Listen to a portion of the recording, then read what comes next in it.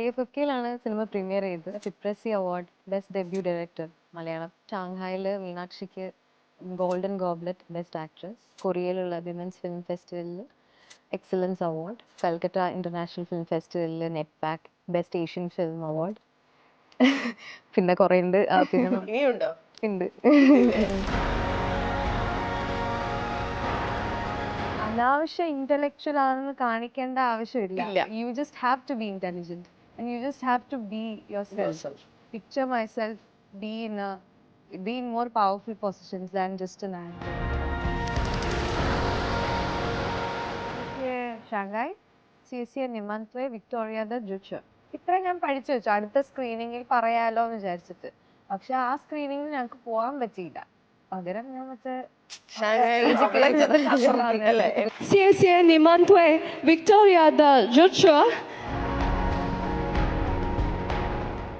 മീനാക്ഷി ഭയങ്കര ജീനിയസ് ആണ്. അതായത് ഷോട്ട് വിളിക്കുന്നതിന് മുമ്പ് ഒരു മൂലയ്ക്ക് പോയിരുന്ന് വൻ ചളിയൊക്കെ അടിക്കുന്നുണ്ടാവും. വിളിച്ച അപ്പൊ തന്നെ ബാത്റൂമിൽ വന്ന് കരയാ. ഞങ്ങൾ ആ സമയത്ത് ഒറ്റട്ടേക്ക് മീനാക്ഷി എന്ന് പറഞ്ഞ കളിയാക്കായിരുന്നു.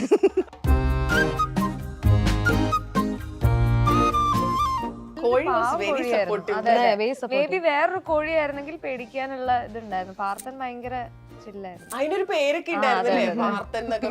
കഷ്ടമുണ്ട്, നേർച്ച കോഴിക്ക് പേരൊക്കെ. ഷാജിയേട്ടനോട് നമ്മൾ ചോദിച്ചതാ പ്രൊമോഷന് കൊണ്ടുവരാം, പക്ഷെ ആൾക്ക് ഡേറ്റ് ഉണ്ടായിരുന്നില്ല, അതുകൊണ്ട് വരാൻ പറ്റിയില്ല. അല്ലെ ഇവിടെ ഇരുന്നാണ് കേക്കുണ്ടോ വല്ലതും? കോഴിക്ക് ഡേറ്റ് ഇല്ലാത്ത കോഴിയുടെ പ്രൊമോഷൻ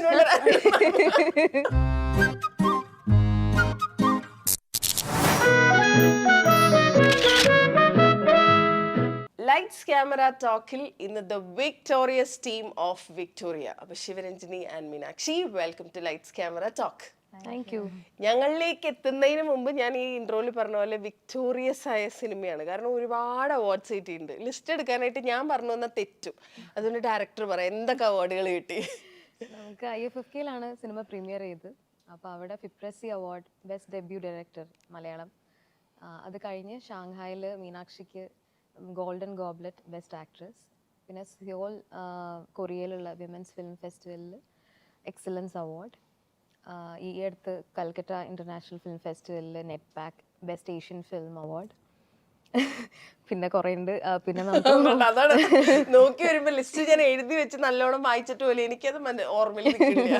ഞാൻ പറയാം, അപ്പൊ നിങ്ങളെ കൊണ്ട് അറിയിപ്പിക്കുമ്പോ കുഴപ്പമില്ലല്ലോ, നിങ്ങളുടെ ഒരു മൊമെന്റ് ആണല്ലോ, എന്തായാലും മറക്കില്ലല്ലോ. ഇനിയുണ്ടോ? ഉണ്ട്. ഇല്ലേ? ഞാൻ മറ്റേ ഫസ്റ്റ് ലിസ്റ്റ് മാത്രം പറഞ്ഞു. ആദ്യത്തെ ഒരു കിട്ടി കുറച്ച് നല്ല ഓർമ്മയുള്ള കാര്യങ്ങൾ മാത്രമാണ്. How did it feel? ഞാൻ ഇങ്ങനെ പറയാണ്, ഷാങ്ഹായ് ഫിലിം ഫെസ്റ്റിവലില് the best actress Meenakshi Jayan, അങ്ങനെയാണോ പറഞ്ഞത്? അങ്ങനെ പറയുമ്പോ ആ മൊമെന്റ്, അതിന് തൊട്ട് മുന്നേ ഉള്ള മൊമെന്റ്, ആ മൊമെന്റ്, അത് കഴിഞ്ഞിട്ടുള്ള മൊമെന്റ്, അതൊന്ന് പറ. തൊട്ട് മുന്നേ എന്ന് പറഞ്ഞാൽ ഞങ്ങളെല്ലാവരും അവിടുത്തെ സ്റ്റേജ് നോക്കിക്കൊണ്ട് നിൽക്കായിരുന്നു. നമ്മൾ ശരിക്കും ഈ ഓസ്കാറിലൊക്കെ കാണില്ലേ, അതുപോലത്തെ സ്റ്റേജ് ആയിരുന്നു. അതുപോലത്തെ എല്ലാം ഒരു ലോകത്തിന്റെ പല സ്ഥലത്തുനിന്നും വന്നിട്ടുള്ള ആൾക്കാരായിരുന്നു. ഞങ്ങൾ മൂന്നുപേരും കൈ പിടിച്ച എഴുന്നോണ്ടിരുന്നത്, ഞാനും ശിവ ആനന്ദും ഒക്കെ. അപ്പം ഞങ്ങൾ മറ്റേ നമ്മൾ ശരിക്കും എവിടെയാണോടാ അങ്ങനത്തെ മൂഡായിരുന്നു. അവിടെ ഇരിക്കാൻ പറ്റിയത് തന്നെ ആയിരുന്നു വലിയ വിൻ. ഞാൻ വേറെ ആൾക്ക് കൈയടിക്കാൻ വേണ്ടിയാ വന്ന, കാരണം ഒരിക്കലും വേറെ ഏതോ ഒരു ഏഷ്യൻ ആക്ട്രസിന് കിട്ടും പറഞ്ഞിട്ടാണ് ഞാൻ അവിടെ ഇരിക്കുന്നത്. അപ്പൊ പേര് വിളിച്ചപ്പോഴും ഞാൻ കൊടുക്കട്ടെ, പറഞ്ഞിട്ട് ഇരിക്കുക. അപ്പം എനിക്ക് തീരെ മനസ്സിലായില്ല. എന്നിട്ട് ശിവയാണ് ദേ വിളിച്ചു പോന്ന് എൻ്റെ അടുത്ത് പറയുന്നത്. അപ്പൊ ഞാൻ ഇങ്ങനെ ചമ്മി എഴുന്നേക്കുന്ന ഒരു ഫോട്ടോ ഉണ്ട് അതിനകത്ത്.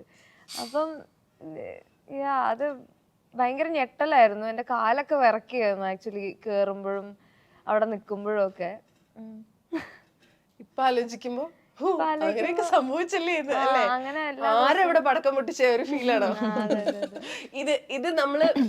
നമ്മള് സിനിമയായിട്ട് കാണുന്നു, ഒരുപാട് കാണുന്നവരെല്ലാവരും ഒരുപോലെ നല്ല അഭിപ്രായങ്ങൾ പറയുന്നു. പക്ഷെ ഇത് സിനിമയാക്കി കഴിഞ്ഞിട്ട് IFFKയിൽ എത്തുന്നതിന് മുമ്പ് ഒരു രണ്ടര വർഷത്തെ ഗ്യാപ്പ് ഉണ്ടായിരുന്നല്ലോ. How did you guys handle? കാരണം ഇപ്പം എന്ത് പ്രോഡക്റ്റ് ആണെങ്കിലും, ഒരു ചെറിയ ഡ്രസ്സിന്റെ സാധനം ആണെങ്കിൽ പോലും നമ്മൾ ഉണ്ടാക്കി വെച്ചിട്ട് രണ്ടര വർഷം ഇത് അനങ്ങാണ്ട് ഒരു സ്ഥലത്ത് ഇരിക്കുമ്പോൾ അതൊരു ടെൻഷനാണല്ലോ. How did you guys handle it? Actually IFFK ഒരാഴ്ച മുമ്പാണ് പടം കംപ്ലീറ്റ്ലി തീരുന്നത്. അപ്പൊ അതിനു മുമ്പ് നമ്മളിങ്ങനെ ഓരോ പോസ്റ്റ് പ്രൊഡക്ഷനിൽ ഓരോ 2023 മെയ്യിലാണ് ഷൂട്ട് കഴിയുന്നത്. 2024 ഡിസംബറിലാണ് IFFK. അപ്പൊ അത്രയും ടൈം ഭയങ്കര മെന്റലി നമുക്ക് എന്താണ് നടക്കുമോ, ഈ പടം ഇറക്കാൻ പറ്റുമോ, ഭയങ്കര അനിശ്ചിതത്വമാണ്. മീനാക്ഷിയെ ഭയങ്കര സങ്കടം, ഞാനൊരു പടം ചെയ്തിട്ട് ആരെയും കാണിക്കാൻ പറ്റുന്നില്ല. എന്നുവെച്ചാൽ അവൾക്ക് അത് കണ്ടാൽ ഒരുപാട് ഓപ്പർച്യൂണിറ്റീസ് വരുന്ന എനിക്കറിയാം. അപ്പം എല്ലാവരുടെയും ആദ്യത്തെ സിനിമയാണ്, അപ്പോൾ അവരുടെ ഈ വർക്കാണ് കാണിക്കാനുള്ള ലോകത്തിന്. അപ്പോൾ ഭയങ്കര സങ്കടമായിരുന്നു ആ ഒരു സമയത്ത് ഇറക്കാൻ പറ്റും. പിന്നെ കുറേ ഫെസ്റ്റിവൽസിൻ്റെ ഡെഡ് ലൈൻസ് കടന്നു പോകുന്നു. അങ്ങനെ ഫൈനലി IFFK സെലക്ഷൻ ആയപ്പോൾ, നമ്മളൊരു വർക്ക് ഇൻ പ്രോഗ്രസ് ഫയലാണ് IFFKക്ക് അയക്കുന്നത്. അത് കണ്ടിട്ട് അവർ സിനിമ എടുത്തു എന്നുള്ളത് നമുക്ക് ഭയങ്കര സന്തോഷം. അങ്ങനെ IFFK എടുത്തു കഴിഞ്ഞപ്പോഴാണ് ശരിക്കും ഒരു സമാധാനം തോന്നിയത്. ഓക്കെ, ഒരു തുടക്കം. ഇനി ആൾക്കാർ നമ്മൾ തുടക്കം എന്നല്ല അതിനെ നമ്മൾ വിചാരിച്ച ഓക്കെ ഒരു ഹാപ്പി എൻഡിങ്. നമ്മൾ വിചാരിച്ച IFFK വരുന്നു, ഓക്കെ ഇനി അത് കഴിഞ്ഞ് തിയേറ്റർ റിലീസ്, പടം ഇറങ്ങുന്നു, അങ്ങനെ. കാരണം നമ്മൾ അതുവരെയൊക്കെ കേട്ടിരുന്നത് പ്രീമിയർ ആണെങ്കിലാണ് വേറെ ഫെസ്റ്റിവൽസിൽ എടുക്കുക, അവരെല്ലാവർക്കും പ്രീമിയർ വേണം, അങ്ങനെ. അപ്പോൾ IFFK കഴിഞ്ഞപ്പോൾ വിചാരിച്ചു ഇനിയിപ്പോ വേറെ ഫെസ്റ്റിവൽസിൽ. അതായത് IFFKയിൽ നമ്മൾ കാണിക്കുന്ന എല്ലാ സിനിമകളും തിയേറ്ററിലേക്ക് എത്തണം നിർബന്ധമില്ല, അങ്ങനെയുണ്ടോ? തിയേറ്ററിലേക്ക് എത്തും, ഞാൻ പറയുന്ന പുറത്തെ ഫെസ്റ്റിവൽസിലേക്കൊക്കെ പോസിബിലിറ്റി ഉണ്ടോ എന്നുള്ളത്. കാരണം മിക്ക ഫിലിം ഫെസ്റ്റിവൽസിലും അവർക്ക് പ്രീമിയർ ആദ്യം കാണിക്കണം, വേൾഡ് പ്രീമിയർ എന്ന് പറയും, വേൾഡ് പ്രീമിയർ കാണിക്കണം. അപ്പോൾ അതാണ് പ്രയോറിറ്റി അങ്ങനത്തെ സിനിമകൾ. അപ്പോൾ IFFKയിൽ കഴിഞ്ഞപ്പോൾ എല്ലാവരും നമ്മളോട് പറയുന്ന, IFFKയിൽ എല്ലാവരും പൊതുവെ ലാസ്റ്റാണ് സിനിമ കൊണ്ട് കാണിക്കുക, എല്ലായിടത്തും കാണിച്ച അവസാനം ഒരു കേരള പ്രീമിയർ ആയിട്ടാണ് കാണിക്കുക. അതെ. പക്ഷെ ഭയങ്കര സർപ്രൈസ് ആയിരുന്നു. ഷാങ്ഹായും അല്ലെങ്കിൽ ബാക്കി ഇപ്പോൾ കൊറിയയിലും അഡിലേഡ് ഓസ്ട്രേലിയയിലൊക്കെ നമ്മൾ സെലക്ട് ആയത് ഭയങ്കര അത്ഭുതമായിരുന്നു നമുക്ക്. ഇപ്പൊ ഈ പറഞ്ഞ മാതിരി IFFKയിൽ ഇത് കണ്ട് ഫസ്റ്റത്തെ ഷോ കഴിഞ്ഞ് കഴിയുമ്പോ പിന്നെ അതിനുള്ള ഒരു ക്യൂ കണ്ടിട്ട് ഫ്രണ്ട്സ് ഒക്കെ അതിന്റെ വീഡിയോസ് ഒക്കെ അയച്ചെന്നു എന്നൊക്കെ പറഞ്ഞു. ഇതിങ്ങനെ കാണുമ്പോ ഉണ്ടല്ലോ, ആ കാണുമ്പോൾ ഒരു ഫീൽ എന്തായിരുന്നു? കാണുമ്പോ what is going in your mind? ഞാൻ കരച്ചിലായിരുന്നു ഭയങ്കര. കാരണം ഞാൻ ഒരു ഷൂട്ടിലായിരുന്നു, ഞാൻ കുറെ ട്രൈ ചെയ്തു ആ സ്കെഡ്യൂളും IFFKക്ക് വരാൻ, അപ്പൊ എനിക്ക് പറ്റിയില്ല. അപ്പൊ ഞാൻ എനിക്കൊന്ന് നല്ലൊരു സിനിമ ചെയ്തിട്ട് അതിന്റെ ഒരു എന്താ പറയാ സന്തോഷം അനുഭവിക്കാനുള്ള ഇല്ലല്ലോ, എക്സ്പീരിയൻസ് ചെയ്യാൻ പറ്റുന്നില്ലല്ലോ. അതെനിക്ക് ഭയങ്കര ഇതായിരുന്നു. എന്നിട്ട് ഞാൻ PR-നായിരുന്നു ഡയറക്ടർ. ഞാൻ പറഞ്ഞു നിങ്ങളോട് ദൈവം ചോദിക്കും. അപ്പൊ പുള്ളി പറഞ്ഞു ഈ മീനാക്ഷിക്ക് ഇങ്ങനത്തെ പ്രശ്നങ്ങൾ ഇനിയും ഉണ്ടാവട്ടെ എന്ന് ഞാൻ പ്രാർത്ഥിക്കുന്നു. എന്ന് പറഞ്ഞാൽ ഒരു പടം ഇറങ്ങുന്ന സമയത്ത് വേറെ പ്രോജക്റ്റിന്റെ ഷൂട്ടില്ല, അപ്പം അങ്ങനത്തെ തിരക്ക് ഇനി ഉണ്ടാവട്ടെ എന്ന് ഞാൻ പ്രാർത്ഥിക്കുന്നു. അപ്പം ഞാൻ പറഞ്ഞു നിങ്ങളൊരു ദുഷ്ടനാന്നൊക്കെ പറഞ്ഞ് പുള്ളി അങ്ങനെ ഒരു തമാശയൊക്കെ പറയുമായിരുന്നു. പക്ഷെ എൻ്റെ ഉള്ളിൽ ഭയങ്കര വിഷമം ഉണ്ടായിരുന്നു പോവാത്തതിൽ. പക്ഷെ ഒരെണ്ണം നമ്മൾക്ക് അടയുമ്പോ വേറെ വലിയ വാതില തുറന്നത് എന്ന് പറയുന്നത്. ഈ ഇപ്പൊ വിക്ടോറിയസ് നമ്മൾ പറയുമ്പോൾ നമ്മൾ അവാർഡിന്റെ കാര്യം പറഞ്ഞു, അതിനേക്കാൾ വലിയ വിക്ടറി ആണല്ലോ ഇത് കണ്ട ഓരോരുത്തർ പറയുന്ന അഭിപ്രായങ്ങൾ എന്ന് പറയുന്നത്. ആസ് എ ടീം നിങ്ങൾക്ക് മോർ ദൻ ദാറ്റ് അല്ലെങ്കിൽ അതിന്റെ ഒപ്പം തന്നെ തോന്നിയിട്ടുള്ള റിവ്യൂസ് ഒക്കെ എവിടെ നിന്നായിരുന്നു? പലയിടത്തുനിന്നും ആക്ച്വലി പല സ്ഥലത്തുനിന്നും നമ്മൾ വിചാരിക്കാത്ത റിവ്യൂസും, ആൾക്കാർ ഓവർവെൽംഡ് ആവുന്നു, കരയുന്നു, ഇതൊക്കെ കേൾക്കുമ്പോഴാണ് ശരിക്കും ഭയങ്കര സന്തോഷം തോന്നുന്നത്. അത്രയും ആൾക്കാരെ ഡീപ്ലി ടച്ച് ചെയ്യുന്നുണ്ട്, അല്ലെങ്കിൽ അവരുടെ ജീവിതത്തിൽ ആരെയൊക്കെ ഓർമ്മ വന്നു, അങ്ങനെയൊക്കെ കേൾക്കുമ്പോഴാണ് ഭയങ്കരമായിട്ട്. അത് ശരിയാ. നമ്മളത് കാണുമ്പോൾ അതിലെ ഓരോ ആൾക്കാരെ ഇവരെ നമ്മൾ കണ്ടിട്ടുണ്ടല്ലോ, ഇവരെ നമുക്കറിയാമല്ലോ, ഇത് ഭയങ്കരമായിട്ട് കണക്ട് ചെയ്യുന്ന പല ക്യാരക്ടേഴ്സാ. ഇപ്പൊ ഐ ഹേർഡ് യു സേയിങ് കി ഒരു rooster in A ladies beauty parlour, this was your thread. ഇത് കഴിഞ്ഞ് ഇതിന്റെ ഒരു ഡെവലപ്മെന്റ് ഉണ്ടല്ലോ, കാരണം അത് അവിടെ എത്തുന്നത് മാത്രമല്ല ഈ കഥയുടെ ഫുള്ള് ഡെവലപ്മെന്റ്. ഓരോ ക്യാരക്ടറിൽ ആ ജീന ചേച്ചി വരണം, റൂസ് ചേച്ചി വരണം, ഈ ഓരോരുത്തരും ഇങ്ങനെ വരണല്ലോ. ഇതിന്റെ ഒരു ഡെവലപ്മെന്റ് അതെങ്ങനെയായിരുന്നു from the beginning to that സിനിമയുടെ സ്ക്രിപ്റ്റ്, ഫുൾ സ്ക്രിപ്റ്റ് എന്നുള്ള അവസ്ഥ? ഇത് ആദ്യം ഞാനൊരു അങ്കമാലിയിലുള്ള ഒരു ബ്യൂട്ടി പാർലർ, സ്ഥിരം പോകുന്ന ഒരു പാർലറിൽ ഞാൻ ചെന്നപ്പോൾ ഒരു കോഴിയെ കണ്ടിട്ടാണ് ഇതിന്റെ ഒരു ഐഡിയ എനിക്ക് തോന്നുന്നത്. അത് ആക്ച്വലി അവിടെ പാർലറിൽ വർക്ക് ചെയ്യുന്ന ഒരു ചേച്ചിക്ക് ആ വൈകുന്നേരം ഇങ്ങനെ പള്ളിയിൽ കൊടുക്കാൻ വേണ്ടി തന്നെ ഉള്ളതായിരുന്നു. അപ്പൊ അങ്ങനെ ഞാൻ ചോദിച്ചു, അങ്ങനെ അപ്പോഴാണ് എനിക്ക് ഓക്കെ ഇടപ്പള്ളിയിൽ ഇത് അതെനിക്ക് അറിയായിരുന്നു നാട്ടിലൊക്കെ നടക്കുന്നുണ്ട്, പക്ഷെ അതിന് ഡീറ്റെയിൽ ആയിട്ട് അപ്പോഴാണ് ഞാൻ പോയി അതിനെക്കുറിച്ച് അന്വേഷിച്ചതും ആൾക്കാരോട് ചോദിച്ചതൊക്കെ. അപ്പൊ അത് എനിക്ക് ഇൻട്രസ്റ്റിംഗ് ആയി തോന്നി. അപ്പൊ അതൊരു ബേസ് ഇതായിട്ട് വെച്ചിട്ട് അതിന്റെ പുറത്ത് ഇനി എത്ര ക്യാരക്ടേഴ്സിനെയൊക്കെ ഇൻക്ലൂഡ് ചെയ്യാം.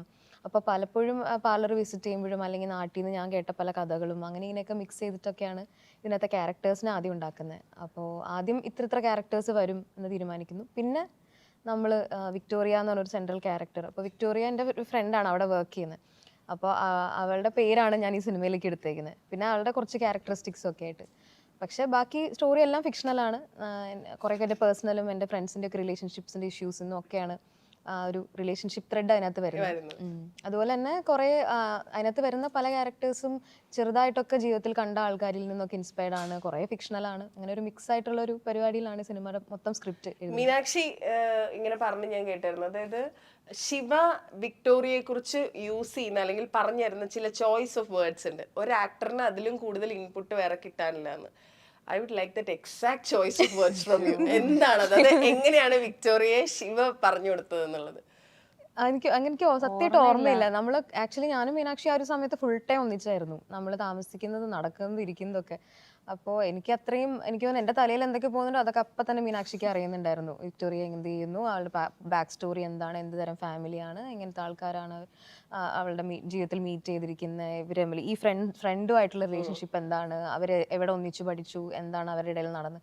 അപ്പം അത് ഭയങ്കര രസമായിട്ട് ഞാൻ നേരത്തെ ഒരു ഇന്റർവ്യൂവിൽ പറഞ്ഞു, മീനാക്ഷിയുടെ സ്ക്രിപ്റ്റിൽ ഫുള്ള് വിക്ടോറിയയുടെ ഇമോഷണൽ ഗ്രാഫ് ഉണ്ടായിരുന്നു. ഓരോ സീനിലും വിക്ടോറിയ ഇപ്പം എവിടെയാണ് എന്നുള്ളൊരു സാധനം ഉണ്ടായിരുന്നു. അപ്പോൾ എനിക്ക് തോന്നുന്നു ഞങ്ങൾ തമ്മിൽ ഉള്ളൊരു സിങ്കാണ് അതിനകത്ത് മെയിനായിട്ടും ഹെൽപ്പ് ചെയ്തിരിക്കുന്നത്. വിക്ടോറിയയെ കുറിച്ചിട്ട് മീനാക്ഷിക്ക് കിട്ടിയ ഫസ്റ്റ് ഔട്ട്ലൈൻ എന്തായിരുന്നു?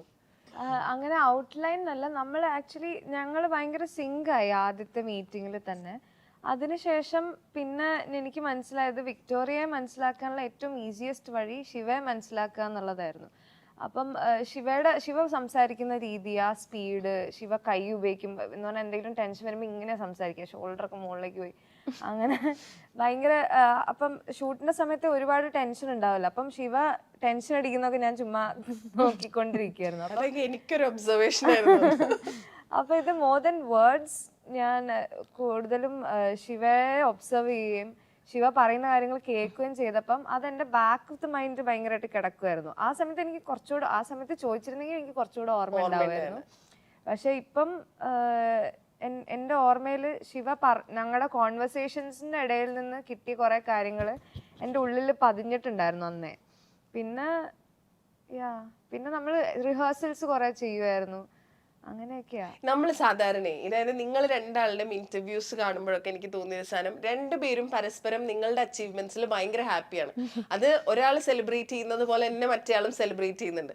ഇത് തുടങ്ങുന്നത് വളരെ റാൻഡം ആയിട്ടാണ്, അതായത് ഒരു സിനിമയുടെ ഓഡീഷന് വേണ്ടി ഡയറക്ടറെ മീറ്റ് ചെയ്യുന്നു, ഒഫീഷ്യൽ മീറ്റിംഗ് ആണ് അത് ആക്ച്വലി. അങ്ങനെ മീറ്റ് ചെയ്യുമ്പോഴുള്ള ഫസ്റ്റ് ഇംപ്രഷനും ഇപ്പോ ഇത്രയും വർഷങ്ങൾക്ക് ശേഷം നിൽക്കുമ്പോഴുള്ള നിങ്ങൾ തമ്മിലുള്ള ഒരു ഇംപ്രഷനും, വാട്ട് ഇസ് ദ ഡിഫറൻസ്? എനിക്ക് വലിയ ഡിഫറൻസ് ഇല്ല. അന്നും ഇന്നും എനിക്ക് ഒരേപോലെ തോന്നുന്നത്. വളരെ ജീവിതത്തെക്കുറിച്ചും സിനിമയെക്കുറിച്ചും വളരെ ക്യൂരിയസ് ആയിട്ടുള്ള, ഭയങ്കര എക്സൈറ്റഡ് ആയി എനർജറ്റിക് ആയി നിൽക്കുന്ന ഒരാൾ ആണ് Meenakshi most of the time. ഇടയ്ക്ക് ഇപ്പം നമ്മൾ കുറച്ചും കൂടെ നുവാൻസിൽ അവളെ മനസ്സിലാക്കുമ്പോൾ അല്ലാത്ത ഡൗൺ ആയി പോകുന്ന സമയങ്ങളും കാണുന്നുണ്ട്. അത് ആദ്യം കാണുന്നില്ലല്ലോ, പക്ഷെ ആദ്യം ഞാൻ കാണുമ്പോഴും ഭയങ്കര അത് സിനിമയ്ക്ക് വേണ്ടി ഏതറ്റം വരെ പോകാനും റെഡിയാണ്, വർക്കിന് വേണ്ടി എത്രയും എഫേർട്ട് ഇടാനും റെഡി ആയിട്ടുള്ള ഒരാളെയാണ് ഞാൻ കണ്ടത്. അതിപ്പോഴും അതേപോലെ തന്നെ, ഒരു വ്യത്യാസമില്ല, കൂടിയിട്ടുണ്ടെങ്കിലേ ഉള്ളൂ. കുറച്ചും കൂടെ കൂടി ഇപ്പൊ. അതെ. അന്ന് എനിക്ക് പക്ഷെ അന്നും ഉണ്ടായിരുന്നു ആ ഒരു ഡ്രൈവ്. എനിക്ക് അതാണ് ഏറ്റവും ഇംപ്രസീവ് ആയി തോന്നിയത് മീനാക്ഷിയുടെ. എത്ര പണിയെടുക്കാനും റെഡിയാണ് സിനിമയിൽ നിന്ന് നമുക്ക് തോന്നിപ്പിക്കും. അപ്പോൾ അത് ചെയ്യുകയും ചെയ്തു. ഷൂട്ടിലാണെങ്കിലും ഏറ്റവും ഈസി ആയിട്ട് വർക്ക് ചെയ്യാൻ പറ്റുന്ന ഒരാളാണ് മീനാക്ഷി. എനിക്ക് ശിവനെ ആദ്യം സംസാരിച്ചപ്പോൾ തന്നെ വളരെ ഇന്റലിജന്റ് ആയിട്ടുള്ള ഒരു ആളുടെ കൂടെ ഞാൻ സംസാരിക്കുന്നു എന്നുള്ളതാണ് തോന്നിയിരുന്നത്. ശിവയ്ക്ക് ഭയങ്കര സ്ട്രോങ് ഒപ്പീനിയൻസ് ഉണ്ടായിരുന്നു, സ്ട്രോങ് പെർസ്പെക്റ്റീവ് ഉണ്ടായിരുന്നു. പിന്നെ നമ്മളെപ്പോഴും ഒരു ലീഡർ എന്ന് പറയുമ്പോൾ നമ്മൾ കുറച്ച് റൂഡ് അല്ലെങ്കിൽ ഭയങ്കര ഡോമിനേറ്റിംഗ് ഇങ്ങനത്തെ വാക്കുകളാണല്ലോ അസോസിയേറ്റ് ചെയ്യുക. പക്ഷെ ശിവ ഭയങ്കര എംപത്തറ്റിക് ആയിട്ടാണ് ആ ഷൂട്ടിംഗ് സെറ്റിനെ അപ്രോച്ച് ചെയ്തിരുന്നത്, ആ ഷൂട്ടിംഗ് പ്രോസസ്സിനെ അപ്രോച്ച് ചെയ്തിരുന്നത്. ഇപ്പം എന്തെങ്കിലും ഒരു ഷോട്ട് ശിവ ഉദ്ദേശിച്ച രീതിയിൽ റെഡി ആയില്ലെങ്കിൽ മറ്റേ ചീത്ത വിളിച്ചു അതൊന്നും അങ്ങനെയല്ല, എനിക്ക് ഇങ്ങനെയല്ല വേണ്ട, അങ്ങനെ പറയാം, പിള്ളേരെ പോലെ പറയാം. അപ്പം എനിക്ക് നമ്മുടെ ചൈൽഡിഷ് എനർജീനെ നമ്മൾ സാക്രിഫൈസ് ചെയ്യാതെ നമുക്ക് ഇന്റലിജന്റ് ആയിട്ട് ഇരിക്കാനും പറ്റും എന്നുള്ളത് എനിക്ക് ഞാൻ എപ്പോഴും വിചാരിച്ചിരുന്ന എന്നെ പവർഫുൾ പൊസിഷനിലേക്ക് ഇടാൻ എനിക്ക് അർഹതയില്ല, because I'm always very childish, ഒരു ഈസി ഗോ ആണ്. അപ്പം പക്ഷെ ശിവ ഒരു ഫുൾ ടീമിനെ ഡീൽ ചെയ്യുകയും ഒരു ഫുൾ ടീമിനെ ഒരുമിച്ച് കൊണ്ടുവരികയും with that childish energy, with that innocence and with a lot of intelligence. അത് കണ്ടപ്പോൾ എനിക്ക് അപ്പം നമ്മളിങ്ങനെ എന്താ പറയാ അനാവശ്യ ഇന്റലക്ച്വൽ ആണെന്ന് കാണിക്കേണ്ട ആവശ്യമില്ല. You just have to be intelligent and you just have to be yourself. അപ്പം അതെനിക്ക് ഭയങ്കര കോൺഫിഡൻസ് തന്നു to picture myself be in more powerful positions than just an actor. എന്ന് പറഞ്ഞാൽ ആ സമയത്ത് ശിവ ഡയറക്റ്റ് ചെയ്യുന്ന സമയത്ത് എനിക്ക് ഡയറക്ടർ ആയാൽ കൊള്ളാമായിരിക്കും എന്നൊക്കെ തോന്നി. ഇപ്പൊ എനിക്ക് തോന്നുന്നില്ല. ഇപ്പൊ എന്താ ശിവ കഷ്ടപ്പെടുന്ന ശിവയുടെ പോസ്റ്റ് പ്രൊഡക്ഷൻ ജേർണി ഞാൻ കണ്ടു. എനിക്ക് പല സമയത്ത് ശിവ അതിന്റെ ബുദ്ധിമുട്ട് പറയുമ്പോ എനിക്ക് എങ്ങനെ ഹെൽപ്പ് ചെയ്യണമെന്ന് പോലും അറിയില്ല. എനിക്ക് അറിയില്ല എങ്ങനെ ഹെൽപ്പ് ചെയ്യണ്ടെന്ന്. ആകെ കേൾക്കാൻ പറ്റുന്ന ശിവ പറയുമ്പം കൂടെ ഉണ്ടെന്നുള്ളത് അതേ ചെയ്യാൻ പറ്റുന്നുള്ളൂ. അപ്പം ഞാൻ ആലോചിക്കും ദൈവമേ ഇവിടെ എങ്ങനെ ഇത് ഡീൽ ചെയ്യുന്നത്, അത് വലിയൊരു കാര്യമാണെന്നുള്ള എനിക്ക് തോന്നിയിരുന്നു. ഇപ്പൊ ഈ പറഞ്ഞ മാതിരി അതായത് to take the extra effort എന്നുള്ളൊരു സാധനം അല്ലാണ്ട് മീനാക്ഷി ജയൻ എന്ന ആക്ടറിൽ ദി ഡയറക്ടർ നോട്ടീസ് ചെയ്തിട്ടുള്ള കാര്യങ്ങൾ എന്തൊക്കെയാ? മീനാക്ഷി ഭയങ്കര ജീനിയസ് ആണ്. അതായത് മീനാക്ഷി ഷോർട്ട് വിളിക്കുന്നതിന് മുമ്പ് ഒരു മൂലയ്ക്ക് പോയിരുന്ന് വൻ ചളിയൊക്കെ അടിക്കുന്നുണ്ടാവും. അവിടെ ഇരുന്നിട്ട് എല്ലാവരോടും സംസാരിക്കുന്നു, ചളി അടിക്കുന്നു, വിളിച്ച അപ്പം തന്നെ ബാത്റൂമിൽ വന്ന് കരയാ. ഷോർട്ട് വിളിച്ച അപ്പം തന്നെ കരയാ. അപ്പം ഞാനിങ്ങനെ എനിക്ക് ഇവള് അപ്പുറത്ത് മാറി ഇരുന്ന് സംസാരിക്കുന്നുണ്ട്. ആദ്യമൊക്കെ എനിക്ക് തോന്നുന്നത് ഈ കൊച്ചിനെ അഭിനയിക്കോ, അവൾ ഡയലോഗ് ഓർക്കണ്ടാവോ, കാരണം ലൈൻസ് ഒന്നും ഓർക്കൊക്കെ വേണ്ടേ, ലോങ് ടേക്സ് ആണ്, 4 മിനിറ്റ് ഡയലോഗ് ഓർക്കണം. പക്ഷെ വളരെ കുറച്ച് റീടേക്സ് വേണ്ടിട്ട് വന്നിട്ടുള്ളൂ മീനാക്ഷി. ഞങ്ങൾ ആ സമയത്ത് ഒറ്റ ടേക്ക് മീനാക്ഷി എന്ന് പറഞ്ഞ കളിയാക്കാൻ അങ്ങനെ. അപ്പൊ അതെനിക്ക് ഭയങ്കര സർപ്രൈസിങ് ആയിരുന്നു. മേ ബി അവർ തിയേറ്റർ ട്രെയിനിങ്ങും എല്ലാം ആയിരിക്കാം. പക്ഷെ ആ ഒരു ട്രാൻസിഷൻ ലൈക്ക് ഇമ്മീഡിയറ്റ്ലി അവൾ വേറൊരു മൂഡിലിരിക്കുന്ന ആള് പെട്ടെന്ന് സീനിന്റെ ഇത് വരുമ്പോൾ പെട്ടെന്ന് ആള് മാറുക, പെട്ടെന്ന് അതിനെ. അപ്പൊ അത് വളരെ ബ്രില്യൻ്റ് ആണ് ഒരു ആക്ടർ എന്ന രീതിയിൽ. പിന്നെ എനിക്ക് തോന്നുന്നത് ഏത് ഗ്രൂപ്പിലും പെട്ടെന്ന് ജെല്ലാവും, അവരുമായിട്ട് സിങ്ക് ആവും. പെട്ടെന്നൊരു ഗ്രൂപ്പിലെ ഒരു ക്വീൻ ഓഫ് ഹാർട്ട്സ് ആ മൂഡ് പെട്ടെന്ന് ഒരു സ്ഥലത്ത് ഇപ്പൊ ഈവൻ കോഴിയെ വരെ അവള് ഒരു 2 ദിവസത്തിൽ കമ്പനി ആക്കി. അപ്പൊ 1-2 ദിവസത്തിൽ കോഴിയെ വരെ മെരുക്കി. അപ്പൊ നമുക്ക് മനസ്സിലാവൂലോ. അപ്പം ഈ കോഴിയെ വെച്ച് അഭിനയിപ്പിക്കുക, അതായത് നമ്മൾ ഇതുവരെ എല്ലാ സാധനങ്ങളും ട്രൈ ചെയ്തിട്ടുണ്ടല്ലോ, പട്ടി, പൂച്ച, പുലീനെ വരെ ഓക്കെ. ഇത് കോഴിയെ വെച്ചൊക്കെ അഭിനയിപ്പിക്കാനുള്ള ധൈര്യം അതോ ആദ്യ സിനിമയിൽ എങ്ങനെ വന്നു? ഞാൻ കേട്ടിട്ടുണ്ട് കുട്ടികളെയും ആനിമൽസിനെയും ഫസ്റ്റ് ഫിലിമിൽ എടുക്കരുത് എന്നൊക്കെ അഡ്വൈസ്. ഇത് കുട്ടികള്, ആനിമൽസ്, ലോങ് ടേക്ക് എല്ലാ റിസ്കും ഉണ്ട്. ഇത് ആക്ച്വലി നമുക്ക് കോഴി, എനിക്കൊരു ട്രെയിനർ ഞാൻ അത് തുടക്കത്തിൽ ഇത് നമ്മൾ നാട്ടിലെ കോഴികളൊക്കെ ഇരുത്തി ഞാൻ കുറച്ചു നേരം അതിനെ ഒബ്സർവ് ഒക്കെ ചെയ്യുന്ന സമയത്ത് ഇവര് ഭയങ്കര വയലന്റ് ആവുന്നു, കൊത്തി ഓടിക്കുന്നു. അപ്പൊ എനിക്ക് പേടിയായി. ഷൂട്ടിൽ നമ്മൾ ഇത് വരുമ്പോ സിങ് സൗണ്ടും ആണ്. അപ്പൊ കോഴി ഇരുത്തിയ ഷോട്ടിലൊക്കെ അത് വെറുതെ വെച്ചുണ്ടാക്കുകയും പ്രശ്നമാക്കുകയൊക്കെ ചെയ്യുമല്ലോ. അപ്പോഴാണ് എനിക്ക് ഇങ്ങനെ ഒരു കോഴി ആനിമൽസിനെ ട്രെയിൻ ചെയ്യുന്ന ഒരു ഗ്രൂപ്പ് ഉണ്ട് ഉണ്ട്. അപ്പോ അങ്ങനെയാണ് അതിലേക്ക് എത്തുന്നത്. അപ്പൊ ഷാജിയേട്ടനാണ് അത് ചെയ്തത്. അപ്പൊ ഷാജിയേട്ടൻ ഇങ്ങനെ ഒരു കോഴിയെ എടുത്ത് അതിനെ കുറച്ച് ദിവസം ട്രെയിൻ ചെയ്തിട്ടാണ് നമുക്ക് തരുന്നത്. അപ്പോൾ ഇതുപോലെ എന്തെങ്കിലും കോഴിയെ കൊണ്ട് ചെയ്യിപ്പിക്കണം, ചില സൗണ്ട്സ് ഉണ്ടാക്കണം. അപ്പൊ അവര് ഒരു യൂട്യൂബ് വീഡിയോയിൽ വേറെ കോഴികളുടെ സൗണ്ട് കേൾപ്പിക്കുക. പിന്നെ മീനാക്ഷിക്കാണെങ്കിൽ കുറെ കോഴിയെ വെച്ചിട്ട് ഇപ്പൊ ചിറകടിക്കുന്ന സാധനം ചെയ്യാനൊക്കെ അവരാണ് പറഞ്ഞു കൊടുത്തത്. ഇതിന്റെ കാലിന്റെ അടിയിൽ ഒരു ഇക്കിളി ആക്കിയാൽ മതി, അപ്പൊ കോഴി ചിറകടിക്കും. അപ്പൊ അങ്ങനത്തെ ടിപ്സ് ഒക്കെ അവരാണ് തന്നെ. പിന്നെ ഈ ട്രെയിൻഡ് ആയോണ്ടാണോ എന്നറിയില്ല, കോഴി വളരെ കാമായിരുന്നു. നമുക്കൊരു ശല്യം ഉണ്ടാക്കുക, അതൊരു സ്ഥലത്ത് ഇരുത്തിയാതിരുന്നോളും. അല്ലെങ്കിൽ അതിന് വേറൊരു ഉപദ്രവവും ഇല്ലാത്തൊരു കോഴിയായിരുന്നു. നിങ്ങൾ അങ്ങനെ നോട്ടീസ് ചെയ്ത് മനസ്സിലാക്കിയ കാര്യങ്ങൾ ഉണ്ടാവുമല്ലോ. ഇപ്പൊ നമ്മൾ സിനിമ കണ്ട് സിനിമയിലെ ആനിമൽസിനെ ട്രെയിൻ ചെയ്യുന്നത് നമ്മൾ കണ്ടു പഠിച്ചിട്ടുള്ള പോലെ ഈ കോഴിയുടെ കാര്യങ്ങൾ മനസ്സിലാക്കിയത് എന്തെങ്കിലും മനസ്സിലാക്കിയിട്ടുണ്ടോ? കോഴീനെയൊക്കെ എടുത്തോണ്ടൊക്കെ നല്ല നടപ്പായിരുന്നല്ലോ. അല്ല, കോഴി ഈ പറഞ്ഞ പോലെ ഭയങ്കര കാമായിരുന്നു. ഞാൻ ഇങ്ങനെ ഈ പിടിക്കുമ്പോ പേടി ഉണ്ടായിരുന്നില്ലേ? ഞാൻ ആദ്യത്തെ സീനൊക്കെ കണ്ടപ്പോ വിചാരിച്ചു എന്തെങ്കിലും ഒരു കോഴി ഞാനും അങ്ങനെ തന്നെ ആയിരിക്കും. എനിക്കും തന്നു ആദ്യത്തെ ദിവസം. അപ്പൊ ഞാൻ അത് ഒന്ന് ഈ സാധനത്തിന്റെ മറ്റേ കുത്തൂല്ലോ, കുത്തു എന്നുള്ളൊരു പേടിയൊന്നും ഇല്ലായിരുന്നു. അതെന്താ പറയാ, ഒന്ന് എനിക്ക് തോന്നുന്നു ഉള്ളിന്റെ ഉള്ളിൽ എനിക്ക് ഇത് പേടിച്ചു കഴിഞ്ഞാൽ എന്റെ പരിപാടി തീരും. ചിലപ്പോ അതുകൊണ്ടായിരിക്കാം. പിന്നെ എന്റെ വീട്ടില് പണ്ടൊരു കോഴി ഉണ്ടായിരുന്നു. അതിനെ എനിക്ക് പേടിയായിരുന്നു ആക്ച്വലി. അതിനെ ഇതുവരെ എടുത്തിട്ടോ ഒന്നുമില്ല. പിന്നെ പട്ടികളും പൂച്ചകളും ഒക്കെ ആയിട്ട് ഞാൻ അത്യാവശ്യം സെറ്റാണ്. അപ്പം അങ്ങനെ സെറ്റ് ആയതായിരിക്കും. പിന്നെ ഉള്ളിൽ ഇതുണ്ട്, അത് I have to do it എന്നുള്ളത് ഉണ്ടാവുമായിരിക്കും ഉള്ളിൽ. അറ്റാക്ക് ഒന്നും ഉണ്ടായിരുന്നില്ല. ഒന്നും അതാ നല്ല മേ ബി വേറൊരു കോഴിയായിരുന്നെങ്കിൽ പേടിക്കാനുള്ള ഇതുണ്ടായിരുന്നു. പാർത്ഥൻ ഭയങ്കര ചില്ലായിരുന്നു. അതിനൊരു പേരൊക്കെ ഉണ്ടായിരുന്നല്ലേ, പാർത്തൻ എന്നൊക്കെ പറഞ്ഞിട്ട്. കഷ്ടമുണ്ട്, നേർച്ച കോഴിക്ക് പേരൊക്കെ ഇട്ടിട്ട്. ആ കോഴി വളരെ സേഫ് ആയിട്ട് ഇപ്പൊ വേറെ വർക്കൊക്കെ ചെയ്യുന്നുണ്ട് ഭയങ്കര ബിസി വേറെ വർക്കൊക്കെ എന്ന് പറഞ്ഞാ ആ ചെന്നൈയിലാണ് പുള്ളി സിനിമയിൽ പാർത്തൻ ആക്ച്വലി ഒരു ആക്ടറാണോ? പാർത്ഥൻ ആക്ച്വലി ഷാജിയേട്ടനോട് നമ്മൾ ചോദിച്ചതാ പ്രൊമോഷന് കൊണ്ടുവരാൻ, പക്ഷെ ആൾക്ക് ഡേറ്റ് ഉണ്ടായിരുന്നില്ല, അതുകൊണ്ട് വരാൻ പറ്റിയില്ല. അല്ലെ ഇവിടെ ഇരുന്നേനെ കേക്കുണ്ടോ അത് വല്ലതും? കോഴിക്ക് ഡേറ്റ് ഇല്ലാന്ന്, കോഴിയുടെ പ്രൊമോഷൻ ആക്ടറും എന്നോ ഡയറക്ടറും എന്നോ എല്ലാവർക്കും പറയാൻ, കോഴിക്ക് പാർത്തന് ഡേറ്റ് ഇല്ല, ബിസി ആർട്ടിസ്റ്റ്. എന്തെങ്കിലും ഒരു സമയം കിട്ടുമ്പോ എക്സ്ക്ലൂസീവ് ആയിട്ട് കൊണ്ടുവരുന്നത്.